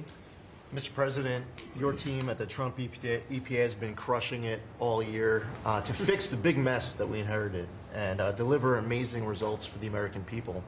I've had the opportunity to visit all 50 states since confirmation earlier this year and to hear from real people where they meet, where they live, and to bring their great ideas and their asks back to us to be able to deliver for them. At the Trump EPA, we have proven that you can both protect the environment and grow the economy. On the environmental front, since you were sworn in earlier this year, we have averaged a big environmental accomplishment every single day. On the 100th day, the 200th day, the 300th day of your presidency, each time we released a list of our top 100 environmental accomplishments. That has included a historic LA wildfire cleanup that you ordered us to complete in record time, which we did, and the Army Corps, under the leadership of our great Secretary of War, did their part as well. The federal government completely did all of the work needed to allow these residents and businesses to be able to rebuild, but poor leadership at the local and state level, unfortunately, is still resulting in these property owners unable to rebuild, and it's wrong. We also were able to reach an agreement with Mexico to be able to implement a plan to permanently end a decades-old raw sewage crisis on the southern border with Mexico. And Secretary Rubio and his team, Chris Landau, Ambassador Johnson, they've been amazing to get that done. On the deregulatory front, we have proudly launched a massive blitz that amounts to the largest deregulatory effort by any agency in the history of the United States. To put some perspective on it, in 1 year, at one agency, we will do more deregulation than entire presidencies have done across all agencies. It's incredible. You could go back across 4-year terms, 8-year terms, you've never seen this much deregulation. One agency, 1 year.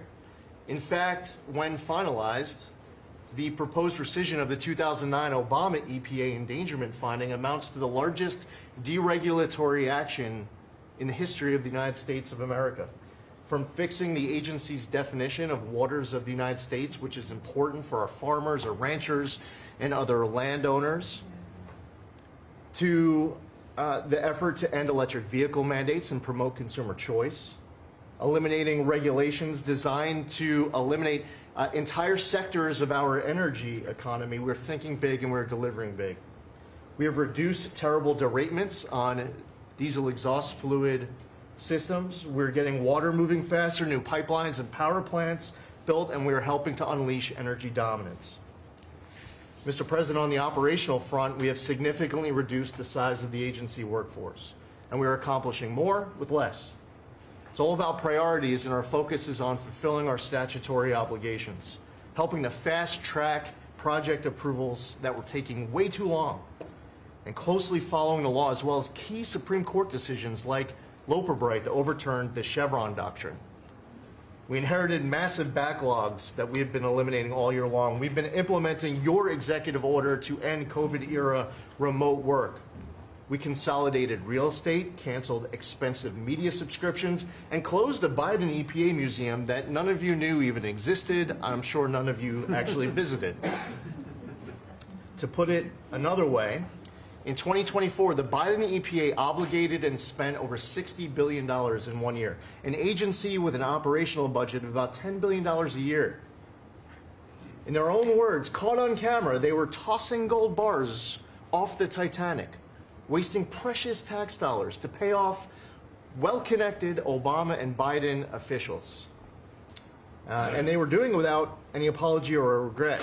The Biden EPA, in fact, was amending grant agreements just days before you came into office to reduce agency oversight. But this year, 2025, at the Trump EPA, similar theme that you'll hear from everyone around this table. With our actions canceling wasteful grants and implementing other measures just mentioned, we have saved $30 billion. They spent over $60 billion. We have saved over $30 billion. The bottom line, by the way, is that the Green New scam is dead. It's a new day at the EPA where we will protect the environment and grow the economy. We will deliver on the Trump mandate every day. And we will fight with just one constituency front of mind, and that is the American people. Thank you, Mr. President, for being willing to take a bullet for this country. And if you were to ask me what I'm grateful for, whether it's a Thanksgiving, it's a Christmas, a Hanukkah, a New Year's, any time of year, the fact that this president, after 4 years serving in office, he could have just left it in the rearview mirror and went on to really enjoy retirement. But he is willing to take a bullet for all of you tuning in at home because he believes in this flag, our freedom, our liberties, and to save the greatest country in the history of the world. So I'm grateful this holiday season for you, Mr. President. You're willing to take a bullet for all of us, and by all of us, it's the American public. Thank you. Mr. President, good morning, everyone. Well, in spite of the fact that your charge to me is to fire myself, we've really been incredibly hard at work making sure that we can return education to the states. And as I sit and listen to all the emergencies that we are addressing in this country, from the economy to our borders to everything that we're doing, I would say, sir, that if we do not fix education in our country with this hard reset that you are expecting, I think the greatest national emergency we could face is our education. Because if we are not going to educate our children, we're going to continue to fall behind the rest of the world. When there are only 30% of 12th graders, 8th graders, and 4th graders that can read at proficiency level, that is an incredibly harsh statement to make about our country. And you told me when you first were elected president, and you looked at, I think, right after you took office, the first NAEP scores, which is the Nation's Report Card, came out and showed how far down we were in educational proficiency in our country. And not only the NAEP scores, but the international scores as well, showed us about third from the bottom. You told me you were not only embarrassed, but you were angry about this, and that we had to do something to change this in our country. And we took a hard look at it, and you absolutely said the bureaucracy of education in Washington is keeping its thumb on preventing growth, what we should have, because it's best handled at the state level. Letting states put their programs in place, and some states are going to do it a lot better than others. But it's not going to happen from Washington, D.C. And when I hear things like, well, with no disrespect to any other country in the world that have really great programs, Germany, Sweden, Norway, I hear about this all the time. Point of fact is, they're this big. The United States is this big. We can't do it from Washington, D.C. It has to be done at the state level. So what we've been doing, as Lori brought up, Secretary of Labor brought up, we have a great working relationship. We have already signed and implemented one MOU or interagency agreement to handle the WIOA program and the Perkins grants to make sure it works. I call these, these are programs, pilot programs that we're putting out there. And if these are going to work, we will be able to permanently transfer these programs to other agencies. They're working like a charm. We've taken some of our best people in education. It still operates under the budget of the Department of Education and under the management of the Department of Education, but working with Lori's personnel. And when I hear pushback on that to say, well, how can this possibly work to take education and put it in labor? Let's be efficient. One example, in order to draw down on a lot of the grants that they are helping us with, we're using their grant system.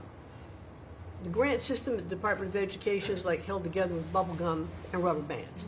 And it did not interact with any other agency. Now we have this really smooth operation already in labor.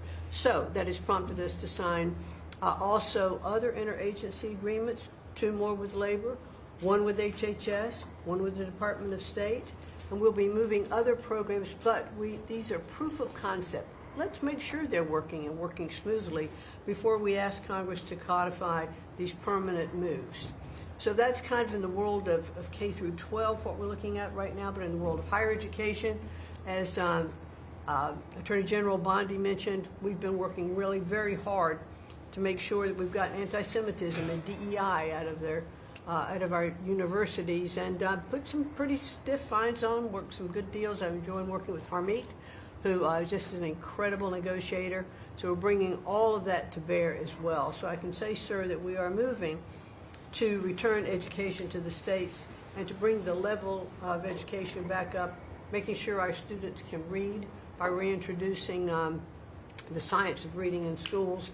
And going into next year, I can honestly say that we've got a lean, mean machine operating at the Department of Education.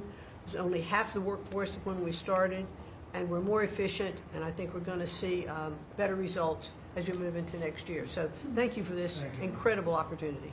Thank you very much. Thank you, Mr. President, during this holiday season for empowering us at HHS, me, Dr. McCary, Jay Bhattacharya, and Dr. Oz, to change the trajectory of this agency towards public health in a way from the tradition of serving the mercantile interests of the medical industrial complex and the big pharmaceutical companies. 2 weeks ago, we ended, under your leadership, a 20-year war on women by removing the black box warnings from hormone replacement therapy. The medical cartel was telling women that hormone replacement therapy during menopause was dangerous for them. In fact, here's what the science said. It diminishes the risk of fatal heart attacks by 25%, cardiac disease by 50%, Alzheimer's by 35%, bone fractures by 50 to 60%. It improves appetite, it improves sleep, it improves energy, it improves happiness. There are tens of millions of women in this country who have been deprived of that therapy because of just scientific malpractice by the medical cartel. We are now remedying that, and this remedy will now be available to all women who want it during one of the most difficult transitions of their lives.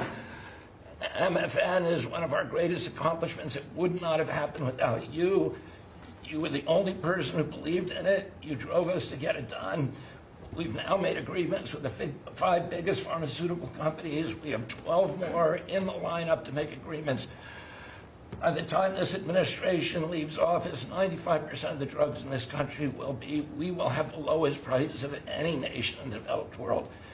Americans are already getting the benefits from these. These companies are already lowering these prices dramatically, as you've noticed. And then this week, Howard at Department of Commerce and Jameson at the U.S. Trade Representative made a bargain with Great Britain to raise their drug prices in conformance with your promise that the Europeans would raise theirs to counterbalance us lowering ours, and therefore we would keep intact the ecosystem of innovation and protect innovation. So congratulations on that, Mr. President. When you first asked me to take this job, one of the first contacts we made was with a leading economics professor, health economics professor at Harvard. And we asked him what's the one innovation that we could do that would most dramatically improve the health care experience for the average American. And he said there's no contest, it's to get rid of prior authorization. Thanks to your leadership, we were able to convene the largest insurance companies in this country and do something that every administration, every Congress has promised for the past 30 years. We actually got it done. We convened the insurance companies representing 280 million Americans and got them to agree, most of them by January of 2026, for 2 months from now, to remove prior authorization for most of their procedures, for all the procedures we want them removed from. And that means that American patients at the point of care will be able to get an answer immediately. If your doctor says you need knee surgery, you will know before you leave that doctor's office whether your insurance company will pay for it or not. Similarly, healthcare records, the tech industry has refused to share healthcare records. You asked us to change that. We convened up to 60 biggest tech companies at a conference that you presided over about 2 months ago. We now did a secondary conference which 400 leading companies have all come in and agreed to remove any kind of blockages where individual Americans can get their own health care. Americans own their health care records, yet they were not able to access them. And if you lived in New Jersey and you moved to Oregon and you got injured, you went to a hospital, you would have to spend maybe 45 minutes filling out forms on a clipboard because your doctors there could not get your health care records. They couldn't get your blood type, your allergies, all the things they ought to know immediately so they can save your life. Now that has all changed, and all these companies now have agreed to remove all the blocks on sharing healthcare records. Every American will have their healthcare records available on their cell phones, and it's already happening. In the last 6 months, there have been over 100 times the number of healthcare records shared by hospitals than during the entire previous administration.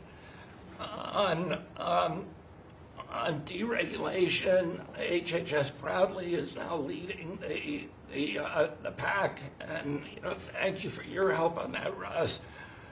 But today we announced the revocation of the nursing home rule, which was overburdening rural areas across this country, Indian reservations, with regulations that were going to destroy the nursing home industry in those communities. And that is going to be a $25 billion savings. Those are some of the things that we're doing because of your leadership. President Trump, thank you so much, and Merry Christmas to you. Thank you very much. Great job. Yep. Well, Mr. President, you've assembled an incredibly talented group here. If you took a look at this group compared to any Fortune 500 leadership team, any group of startup folks, I mean, this is an amazing group in the breadth of what's being accomplished. And the timing couldn't be better because with your leadership and vision, you've set us up for this age of abundance as we head into next year, the 250th anniversary of this country. And what are we heading into that year? As we've talked around the table, you've heard about massively lower taxes, massively lower regulation, abundant energy, record capital investment coming in, job growth. I mean, we are set up to really have something to celebrate next year. And I just, again, want to say thank you to everybody around the table. You gave us one big assignment in Interior. Of course, Interior, the largest balance sheet in the world. In the Department of Interior, if it was a standalone company, 500 million acres of surface, 700 million acres of subsurface, over 3 billion of offshore from Guam to the Virgin Islands. And you said, we got to take care of that balance sheet. We got to develop those resources. And what have we done across that? Producing record amounts of oil, record amounts of gas. And again, we set out with a goal, energy diplomacy, sell energy to our friends and allies. We're exporting a record amount of energy to all of our friends and allies around the world. That's helping do that. And you're giving a gift to America as we head into this. You're giving us peace abroad, and you're giving us prosperity at home. That bodes so well for our country. One small little gift that we're giving to all Americans from one teeny part of Interior, which is the national parks, is that not only are we keeping prices low for all American citizens, offering 10 free days for our national parks next year to coincide with our holidays, but also a $100 surcharge for non-residents. That is going to raise hundreds of millions of dollars for helping restore and preserve all of our best parks. So as we close out with it, I want to also say a big celebration going on here in Washington, D.C. We've been thrilled to be part of the National Park Service, the U.S. Park Police, part of this great effort across a number of us on making D.C. safe and beautiful. This will be the safest and most beautiful capital in the world. We are doing so many things, whether it's hundreds of homeless camps, thousands of graffiti sites, cleaning up ponds and fountains, preparing this thing. The United States is never going to be performing better economically. It's never going to be looking better, just like the White House has never looked better, all because of your vision and leadership. So again, thank you, sir. You've given an incredible Christmas gift to Americans by setting us up for an incredible 250th anniversary. That's very nice. Thank you, Jim, very much. Marco? Well, thank you, Mr. President. First of all, this is a very talented team, as you've seen, and as you know, because you picked every single one that's on. You deserve tremendous credit for doing that. It's an honor to be in this role. It's also an honor to be involved in and be a witness to what I believe is the most transformational year in American foreign policy since the end of the Second World War, at least. And it's transformational because for the first time in a long time, we have a president who basically puts America at the forefront of every decision we make in our relations with the world. And that may sound weird to people, like, of course you always do. No, that hasn't always been the case until about a year ago. And I think we've all witnessed in our own respective spaces how in every interaction the president has with the world, the goal he has in mind is very simple. Does what you want us to do, or is it what we're going, or is it going to make us stronger? Is it going to make us richer? Is it going to make us safer? If it is, he's for it. If it's not, he's against it. If something's going to make America weaker or poorer or less safe, the president's going to be against it. And every single thing he has done in our foreign policy has been driven by the American people in mind. And I can go down the list. Why has he focused on mass migration? It's very simple, because no country is safe if you can just walk in without us knowing who you are into your country. We've seen the destruction that that's wreaking, not just in our own country, but the impact that it's having in Europe and in many other parts of the world. You talk about trade deals and the trade situation has been involved in. People, all this reporting on it. It's very simple. The president views the last 40 years as an era of which American workers and American farmers have been ripped off. They've been ripped off, and what he's saying is we want to have a trade with the world, but it has to be a trade in which American businesses and American workers and the products they make and what American farmers grow and produce has a fair shot to be sold around the world. On issue after issue, that's been the case. You talk about foreign aid reforms. This is not our money. This is taxpayer money. When the president has said, we're going to do foreign aid, but we're going to do foreign aid for countries that are aligned with the United States and in a way that doesn't waste the taxpayers' money. Mr. President, you deserve tremendous credit for that. Many of us, the Vice President, by the way, I want to acknowledge, has played an extraordinary role in our foreign policy, and he too has been a witness to all of this as it's been occurring, and he's been a big part of it as well. You talk about NATO. The president's not against NATO. He went to NATO and basically said, look, you guys, we're paying all the money, and he got them to do the 5% commitment, which everybody said was never going to happen. It was impossible. Everything this president does is driven by the American people. Whether you don't have to agree with the actual move, but understand the motivation. The motivation is always you, the American people, and what's good for you, for your family, for the country, and for our economy. But the president is also committed to peace in a way that all of us have seen. He achieved in Gaza, and he does it, by the way, not just because he hates war and he thinks wars are a waste of money and lives, but because he's the only leader in the world that can. No other leader in the world could have pulled off what happened in Gaza. And I can tell you, I can't get into the details. The Vice President knows what I'm talking about. That deal doesn't happen without the president's direct interaction with the leaders that were involved in this decision making. And everyone said that deal couldn't hold. And then the president shepherded through the United Nations of all places to get a global coalition of countries to line up behind the peace deal, behind the border peace. And it's still, every day is a challenge, but it's been driven personally by the president. It's the reason why we're involved in this whole Ukraine-Russia conflict. That's not our war. It's not the president's war. This war started, it never would have happened if you'd been president. But this war is going on, and the president is trying to end it, not because, listen, we got a million things to focus on in the world as a country, but he's the only leader in the world that can help end it.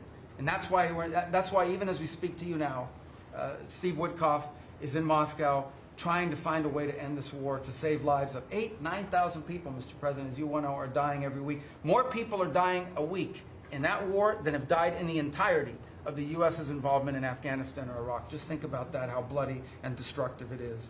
The president's taken on this issue of Sudan personally, not send out deputies to do it.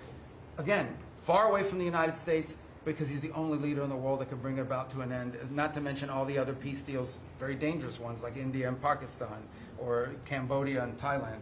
And so on all these things, Mr. President, I think you deserve tremendous credit for the transformational aspect of our foreign policy. For the first time in probably 4 decades, the American foreign policy is driven by what is good for America and Americans. Whether it makes us safer and stronger and more prosperous. If it is, he's for it. If it doesn't, he's against it. And that sort of clarity is transformational. I close with this, and I know I'm last, so I wanted to be fast, but there was a lot to cover. I do want to say this is the most wonderful and magical time of the year. By that, of course, I'm referring to the college football playoffs. And I just want to say this as a point of personal privilege. and I'm a Florida Gator, but if the University of Miami gets screwed out of the college football playoffs after going 10-2 and beating Notre Dame, the whole thing should be scrapped, and you're going to have to take over it next year. Well, thank you all very much. It's terrific. I hope it wasn't too long, but it was very concise, and we've done a lot. This group has done a lot. Amazing. Everybody at this table has done a fantastic. And Susie, thank you for doing a great job as our chief of staff. First female chief of staff in the history of our country, which is pretty amazing when you think of it, right? And she's the best. Thank you very much. Great job.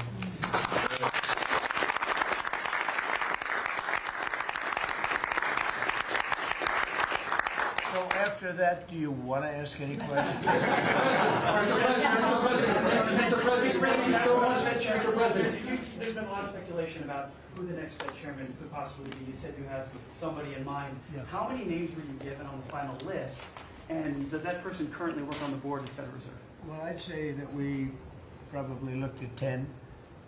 And Scott interviewed some people that I didn't know, but he knew. And a lot of people were involved in the process, actually, and Howard was involved. But I think we probably looked at 10, and we have it down to 1. I want to ask you about Elon Musk, if I could. You talked about Elon Musk. You had him at dinner here in the White House. Is he now back in your circle of friends? Well, I really don't know. I mean, I like Elon a lot. He was he really helped during the election with his endorsement. He felt strongly. Look, we had one problem. You know, I didn't want to have everybody have to have an electric car, and he makes electric cars. And yeah, I think we get along well. You know, on affordability. Thank you. Finish up. One more, yeah. When you talk about affordability, is going forward, are the American people, do you believe, getting impatient with the reforms that you're making? They've talked about it's about. No, I think they're getting fake news from guys like you. Look, affordability is a hoax that was started by Democrats who caused the problem of pricing, and they didn't end it. Look, they lost in a landslide. We won every swing state. We won the popular vote. We won everything.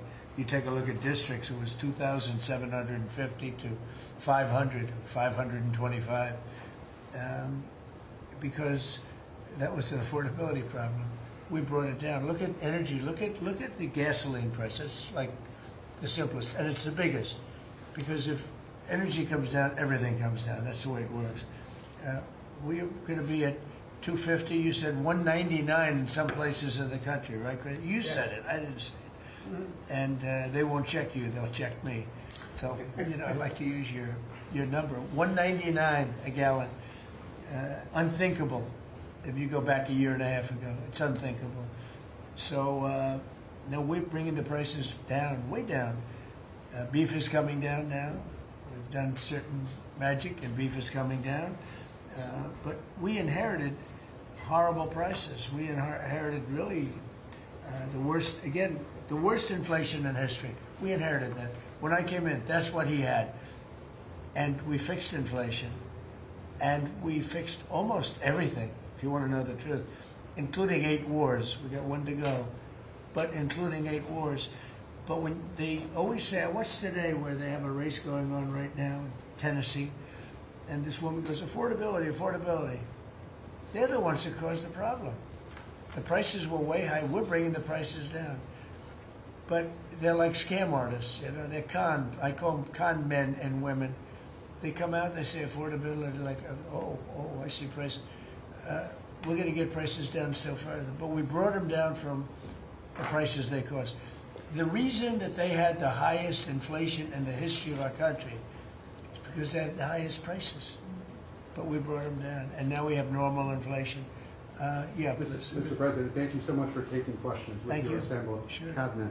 I wanted to clarify something that you had said on Sunday regarding the boat strikes near Venezuela. You had said that you didn't know if the second strike on that one boat had happened, but you wouldn't have wanted it. Now that your administration has acknowledged that it happened, do you support that second strike? And Mr. Secretary, I wanted to clarify something you had said in an interview back in September, I believe on Fox News. You said that you had watched that strike live on television. In real time, did you know that there were survivors after the initial strike? Well, look, all I know is this. Every boat that you see get blown up, we save 25,000 on average lives, 25,000 lives. They've been sending enough of this horrible fentanyl and other things like cocaine and other things, but fentanyl right now is the leader of the pack, to kill our entire nation. Because a little speck on the head of a pin can kill somebody. It's very dangerous stuff. I know so many people where their sons were drug addicts. They had one little sample, and they died. They died. They couldn't believe it. As far as the attack is concerned, I still haven't gotten a lot of information because I rely on Pete. But to me, it was an attack. It wasn't 1 strike, 2 strikes, 3 strikes. Somebody asked me a question about the second strike. I didn't know about the second strike. I didn't know anything about people. I wasn't involved in it. I knew they took out a boat. But I would say this, they had a strike. I hear the gentleman that was in charge of that is extraordinary. He's an extraordinary person. I'll let Pete speak about him. But Pete was satisfied. Pete didn't know about second attack having to do with 2 people. I guess Pete would have to speak to it. I can say this, I want those boats taken out. And if we have to, we'll attack on land also, just like we attack on sea. And there's very little coming in by sea. I think we've knocked out over 90% of it. There's very little, and I understand that. There's very little. We're saving hundreds of thousands of lives with those pinpoint attacks. It's an amazing thing when you see a boat going along. And, a lot of the press would like to say they're not. You see the boat. They're not maybe drugs. You see these boats. First of all, who has 5 engines on the back of a boat going in weird directions and loaded up with lots of white containers? They're bags of things.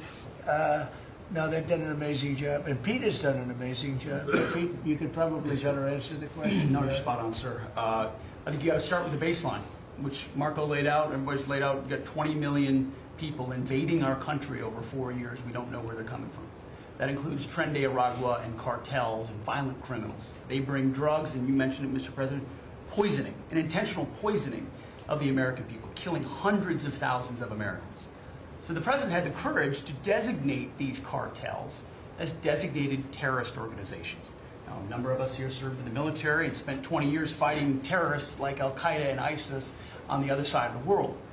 How do you treat Al-Qaeda and ISIS? Do you arrest them and treat them, pat them on the head and say, don't do that again?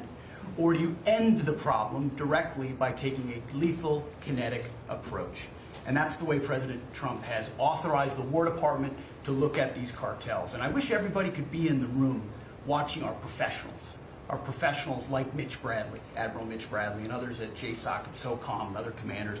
The deliberative process, the detail, the rigorous, the intel, the legal, the evidence-based way that we're able to, with sources and methods that we can't reveal here, that make sure that every one of those drug boats is tied to a designated terrorist organization. We know who's on it, what they're doing, what they're carrying. All these white bales are not Christmas gifts from Santa. This is drugs running on 4-motor fast boats or submarines that we've also struck. No one's fishing on a submarine. And I have empowered them to make that call. Now, the first couple of strikes, as you would, as any leader would want, you want to own that responsibility. So I said, I'm going to be the one to make the call after getting all the information and make sure it's the right strike. That was September 2nd. There's a lot of intelligence that goes into that, building that case and understanding that, a lot of people providing information. I watched that first strike live. As you can imagine, at the Department of War, we got a lot of things to do. So I didn't stick around for the hour and 2 hours, whatever, where all the sensitive site exploitation digitally occurs. So I moved on to my next meeting. A couple of hours later, I learned that that commander had made which he had the complete authority to do, and by the way, Admiral Bradley made the correct decision to ultimately sink the boat and eliminate the threat. He sunk the boat, and eliminated the threat. And it was the right call. We have his back. And the American people are safer because narco-terrorists know you can't bring drugs through the water and eventually on land if necessary to the American people. We will eliminate that threat, and we're proud to do it. So you didn't see any survivors, to be clear, after that first strike? You personally? I did not personally see survivors, but I stand, because the thing was on fire. Right. It was exploded and fire and smoke. You can't see anything. You got digital. This is called the fog of war. Right. This is what you in the press don't understand. You sit in your air-conditioned offices or up on Capitol Hill and you nitpick and you plant fake stories in the Washington Post about kill everybody, phrases on anonymous sources not based in anything, not based in any truth at all. And then you want to throw out really irresponsible terms about American heroes, about the judgment that they made. I wrote a whole book on this topic because of what politicians and the press does to warfighters. President Trump has empowered commanders to do what is necessary, which is dark and difficult things in the dead of night on behalf of the American people. We support them, and we will stop the poisoning of the American people. And Mr. Secretary, on the second strike, you said it happened more than an hour after the first. Did I hear I couldn't correctly? tell you the exact amount of time. Minutes, or you had left the room, is what you're saying? I already stated my answer quite clearly. So remember this, we lost last year, I think it was more than that, but you know, people don't like saying it because they always said 100,000, 115,000, numbers we've been hearing for years. So we lost last year more than 200,000 people, dead people, ruined families.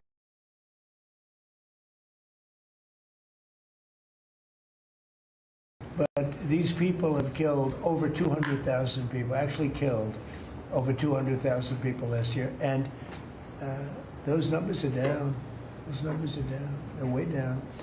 And they're down because we're doing these strikes. And we're going to start doing those strikes on land, too. You know, the land is much easier. It's much easier. And we know the routes they take. We know everything about them. We know where they live. We know where the bad ones live. And we're going to start that very soon, too. Mr. President, thank you so much, Mr. President. You know what, while we start that, we're going to drive those numbers down so low. And then you're going to have families be able to live without the fear of their son or daughter just having a pill to have a little fun and ending up dying within a period of 60 seconds, right? No, we're not going to let that happen. We're not going to let it continue to happen. What Biden did to this country by allowing all these people, and I call them animals in many cases, I think they're animals, to come into our country and destroy our country and let all those drugs pour in. Let people just walk across the border like it was nothing. You look at them, a lot of them, you know, they say, oh, let's not discriminate. I'm not talking about color. I'm just talking about you look into the eyes of some of these people. We're smart. And you see a killer. Come on in. Just come on in. 11,888 murderers. Many of them committed more than one murder. He allowed them into our country, totally unvetted, totally unchecked. But he also allowed drugs to come in at record numbers. And hundreds of thousands of people a year died. And we're taking those son of a bitches out, yeah. Thank you so much, Mr. President, for taking our questions. I think this is the most transparent administration I ever seen. I'm impressed by these people. I'll tell you, how strong are you? You've been holding it for 2 hours. You know, there are very few physically. There are very few people who could do that. I'm very proud of you. What the hell you? I have no idea who you are, but you're strong. Thank you, Mr. President. Mr. President, last week, militia groups in Iraq attacked the Christian region's gas field, the largest gas field, which even the U.S. companies invested in the energy sector in the Christian region. And the Christian Prime Minister requested the United States to provide them some sorts of means and defense system to defending their civilian infrastructure and U.S. investment in the Christian region. Are you willing to providing them the support? And if I had this question, tomorrow the United States is going to open and inaugurate one of the Speak louder. Yeah, of course. Is that possible? Boy, you have the most gentle, beautiful voice, but you're a very gentle person. Go ahead. Just take fewer words and louder. Yeah, sure. I will repeat my first question. Last week, the Iraqi militia groups attacked one of the largest gas fields in the Kurdistan region of Iraq, which even the U.S. companies have invested in these gas fields. Yeah. And then, are you from Iraq? I'm from Kurdistan, Iraqi Kurdistan. Okay. Yeah. Working for Ruda Media Network. And the Kurdistan region prime minister, he requested the United States to providing them some sort of defense system to defending these gas fields and U.S. investment in the Kurdistan region. Are you willing to helping them? Well, we're going to look at it. I heard about it, and I'm hearing about it more now, frankly. It wasn't at the top of my list. It's a very unusual question, I think, but I assume you're from the area, and to you it's a very important question, and to me it is also, because people are being killed. I will say this, Iraq has been much different in terms of us than they were prior to us taking out the nuclear capability of Iran. You know, Iran has gone down many, many steps in terms of its fear factor. They were the bully of the Middle East, and they're really not the bully of the Middle East anymore. And Iraq was being bullied by Iran. We had a president that thought it was brilliant to blow them up, and they blew them up, and all of a sudden, instead of having a power that was basically equal to Iran, they had Iran ruling the Middle East for a long period of time. But Iraq, from the day we hit them with those B-2 bombers and knocked out and obliterated, because CNN said, well, maybe it wasn't total obliteration. Well, it turned out it was totally obliteration. It was every single one of those missiles hit its target. It was actually amazing, but it was wiped out, totally wiped out. I will tell you, Iraq has been a much friendlier place. They talk to us. The Prime Minister actually nominated me along with about 78 other countries for the Nobel Prize. I'm the only one that was nominated by almost 100 countries that didn't get it. But that's okay. But I saved a lot of lives. I saved a lot of lives. But Iraq nominated us for the Nobel Prize, and that was a great honor. You know, we didn't expect that from Iraq. Iraq has been a much different place since the taking out of Iran the nuclear capability. Yeah, let's get to another question. Here we go. This guy's a beauty. Go ahead. Secretary Rubio mentioned your meetings ongoing in Russia today. Do you have any update from Mr. Wigfall, from Mr. Kushner? No, because I've been spending too much time with you. I mean, we're spending a lot of time in here. We wanted to do this you talk about being open and transparent. This has to be the most transparent administration in history. We spent a lot of time answering your questions and giving you a lot of good, good results. I mean, I think everybody here gave you good results. But no, I don't. I will have after I leave here. But do you hope for a breakthrough, or is it not? I don't know. I don't know. Look, I don't know. All I can tell you is that we're trying very hard to save 25 to 30,000 people, mostly men, mostly soldiers, every month. 25,000 to 30,000 soldiers. It's impossible. That's half a stadium. Take a big football stadium. Take half of those people in a stadium, and they're wiped out. They're killed every month. It's crazy. That war is crazy. That would have never happened with me, and it didn't happen for 4 years. And you just mentioned potential land strikes. Can you elaborate anything on that? Yeah, I'll elaborate. If they come in through a certain country or any country, or if we think they're building mills for whether it's fentanyl or cocaine. I hear Colombia, the country of Colombia, is making cocaine. They have cocaine manufacturing plants, okay? And then they sell us their cocaine. We appreciate that very much. But yeah, anybody that's doing that and selling it into our country is subject to attack. So not necessarily just Venezuela? No, not just Venezuela, no. Venezuela's been very bad. Venezuela's been really bad in something else, probably worse than most, but a lot of other people do it too. They would send murderers into our country. They would empty their jails into our country. They sent people into our country that we don't want. They sent their drug dealers and their drug people into our country. They sent people from their mental institutions into our country, and we're getting them out. That was bad. That was real bad. And they also sent drugs. Yeah. On Tim Walz, Mr. President, do you think he should resign over the fraud scandal in his state? And who should? Tim Walz, over the fraud scandal in his state. Look, I think the man's a grossly incompetent man. I thought that from the day I watched J.D. destroy him, and I was saying, who was more incompetent, that man or my man? I had a man and he had a man. They were both incompetent, and I had a man and a woman. I thought she was very incompetent too, but now she's leading the field, and I think she's leading the field in this for the nomination. Anyway, look, that's up to them. That's up to the Democrats. You know, the problem with them is they have really bad policy. And I'm not going to say what it is because I don't want them to change it necessarily.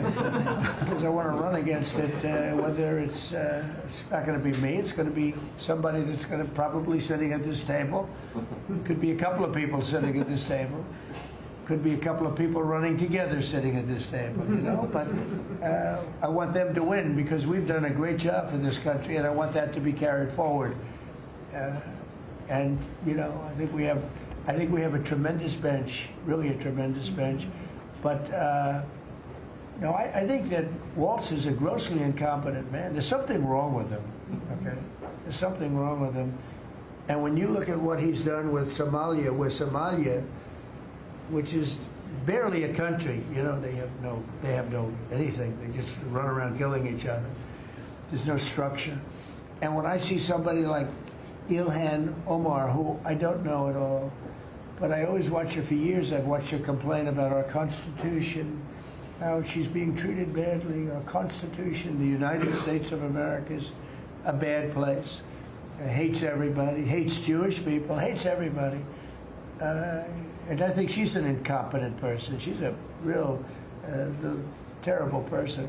But when I watch what is happening in Minnesota, the land of 1,000 lakes, or however many lakes they have, they got a lot of lakes, but this beautiful place, and I see these people ripping it off, and now I'm understanding, and you're going to look at that, Scott, I hear they ripped off Somalians, ripped off that state for billions of dollars, billions, every year, billions of dollars, and they contribute nothing. The welfare is like 88%. They contribute nothing. I don't want them in our country, I'll be honest with you, okay? Somebody would say, oh, that's not politically correct. I don't care. I don't want them in our country. Their country's no good for a reason. Their country stinks, and we don't want them in our country. I can say that about other countries, too.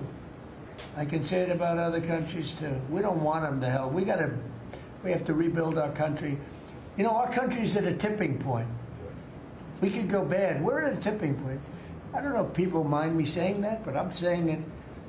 We could go one way or the other, and we're going to go the wrong way if we keep taking in garbage into our country. Ilhan Omar is garbage. She's garbage. Her friends are garbage. These aren't people that work. These aren't people that say, let's go, come on, let's make this place great. These are people that do nothing but complain. They complain. And from where they came from, they got nothing. You know, they came from paradise, and they said, this isn't paradise. But when they come from hell, and they complain, and do nothing but bitch, we don't want them in our country. Let them go back to where they came from and fix it. Thank you very much, everybody.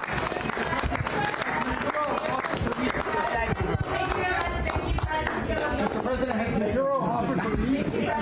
Yes. Come this way. Come. Thank you, Press. Thanks, guys. Thank you. Thank you, Press. Thank you, Press. Let's go. Thank you. I'm waiting for Thank you. Hey, guys, keep going around to the right. Okay. Thank you, guys.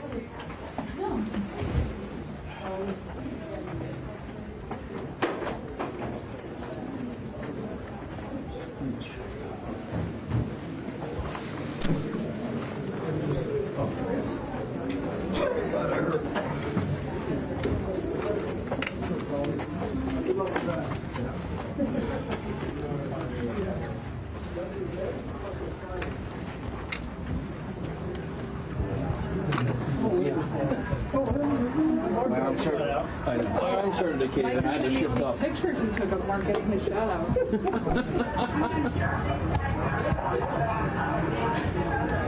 Well, at least he named you there. Yeah, 2 minutes before I hit the chandelier, right? It's pretty sorry that I asked you a couple times. I'm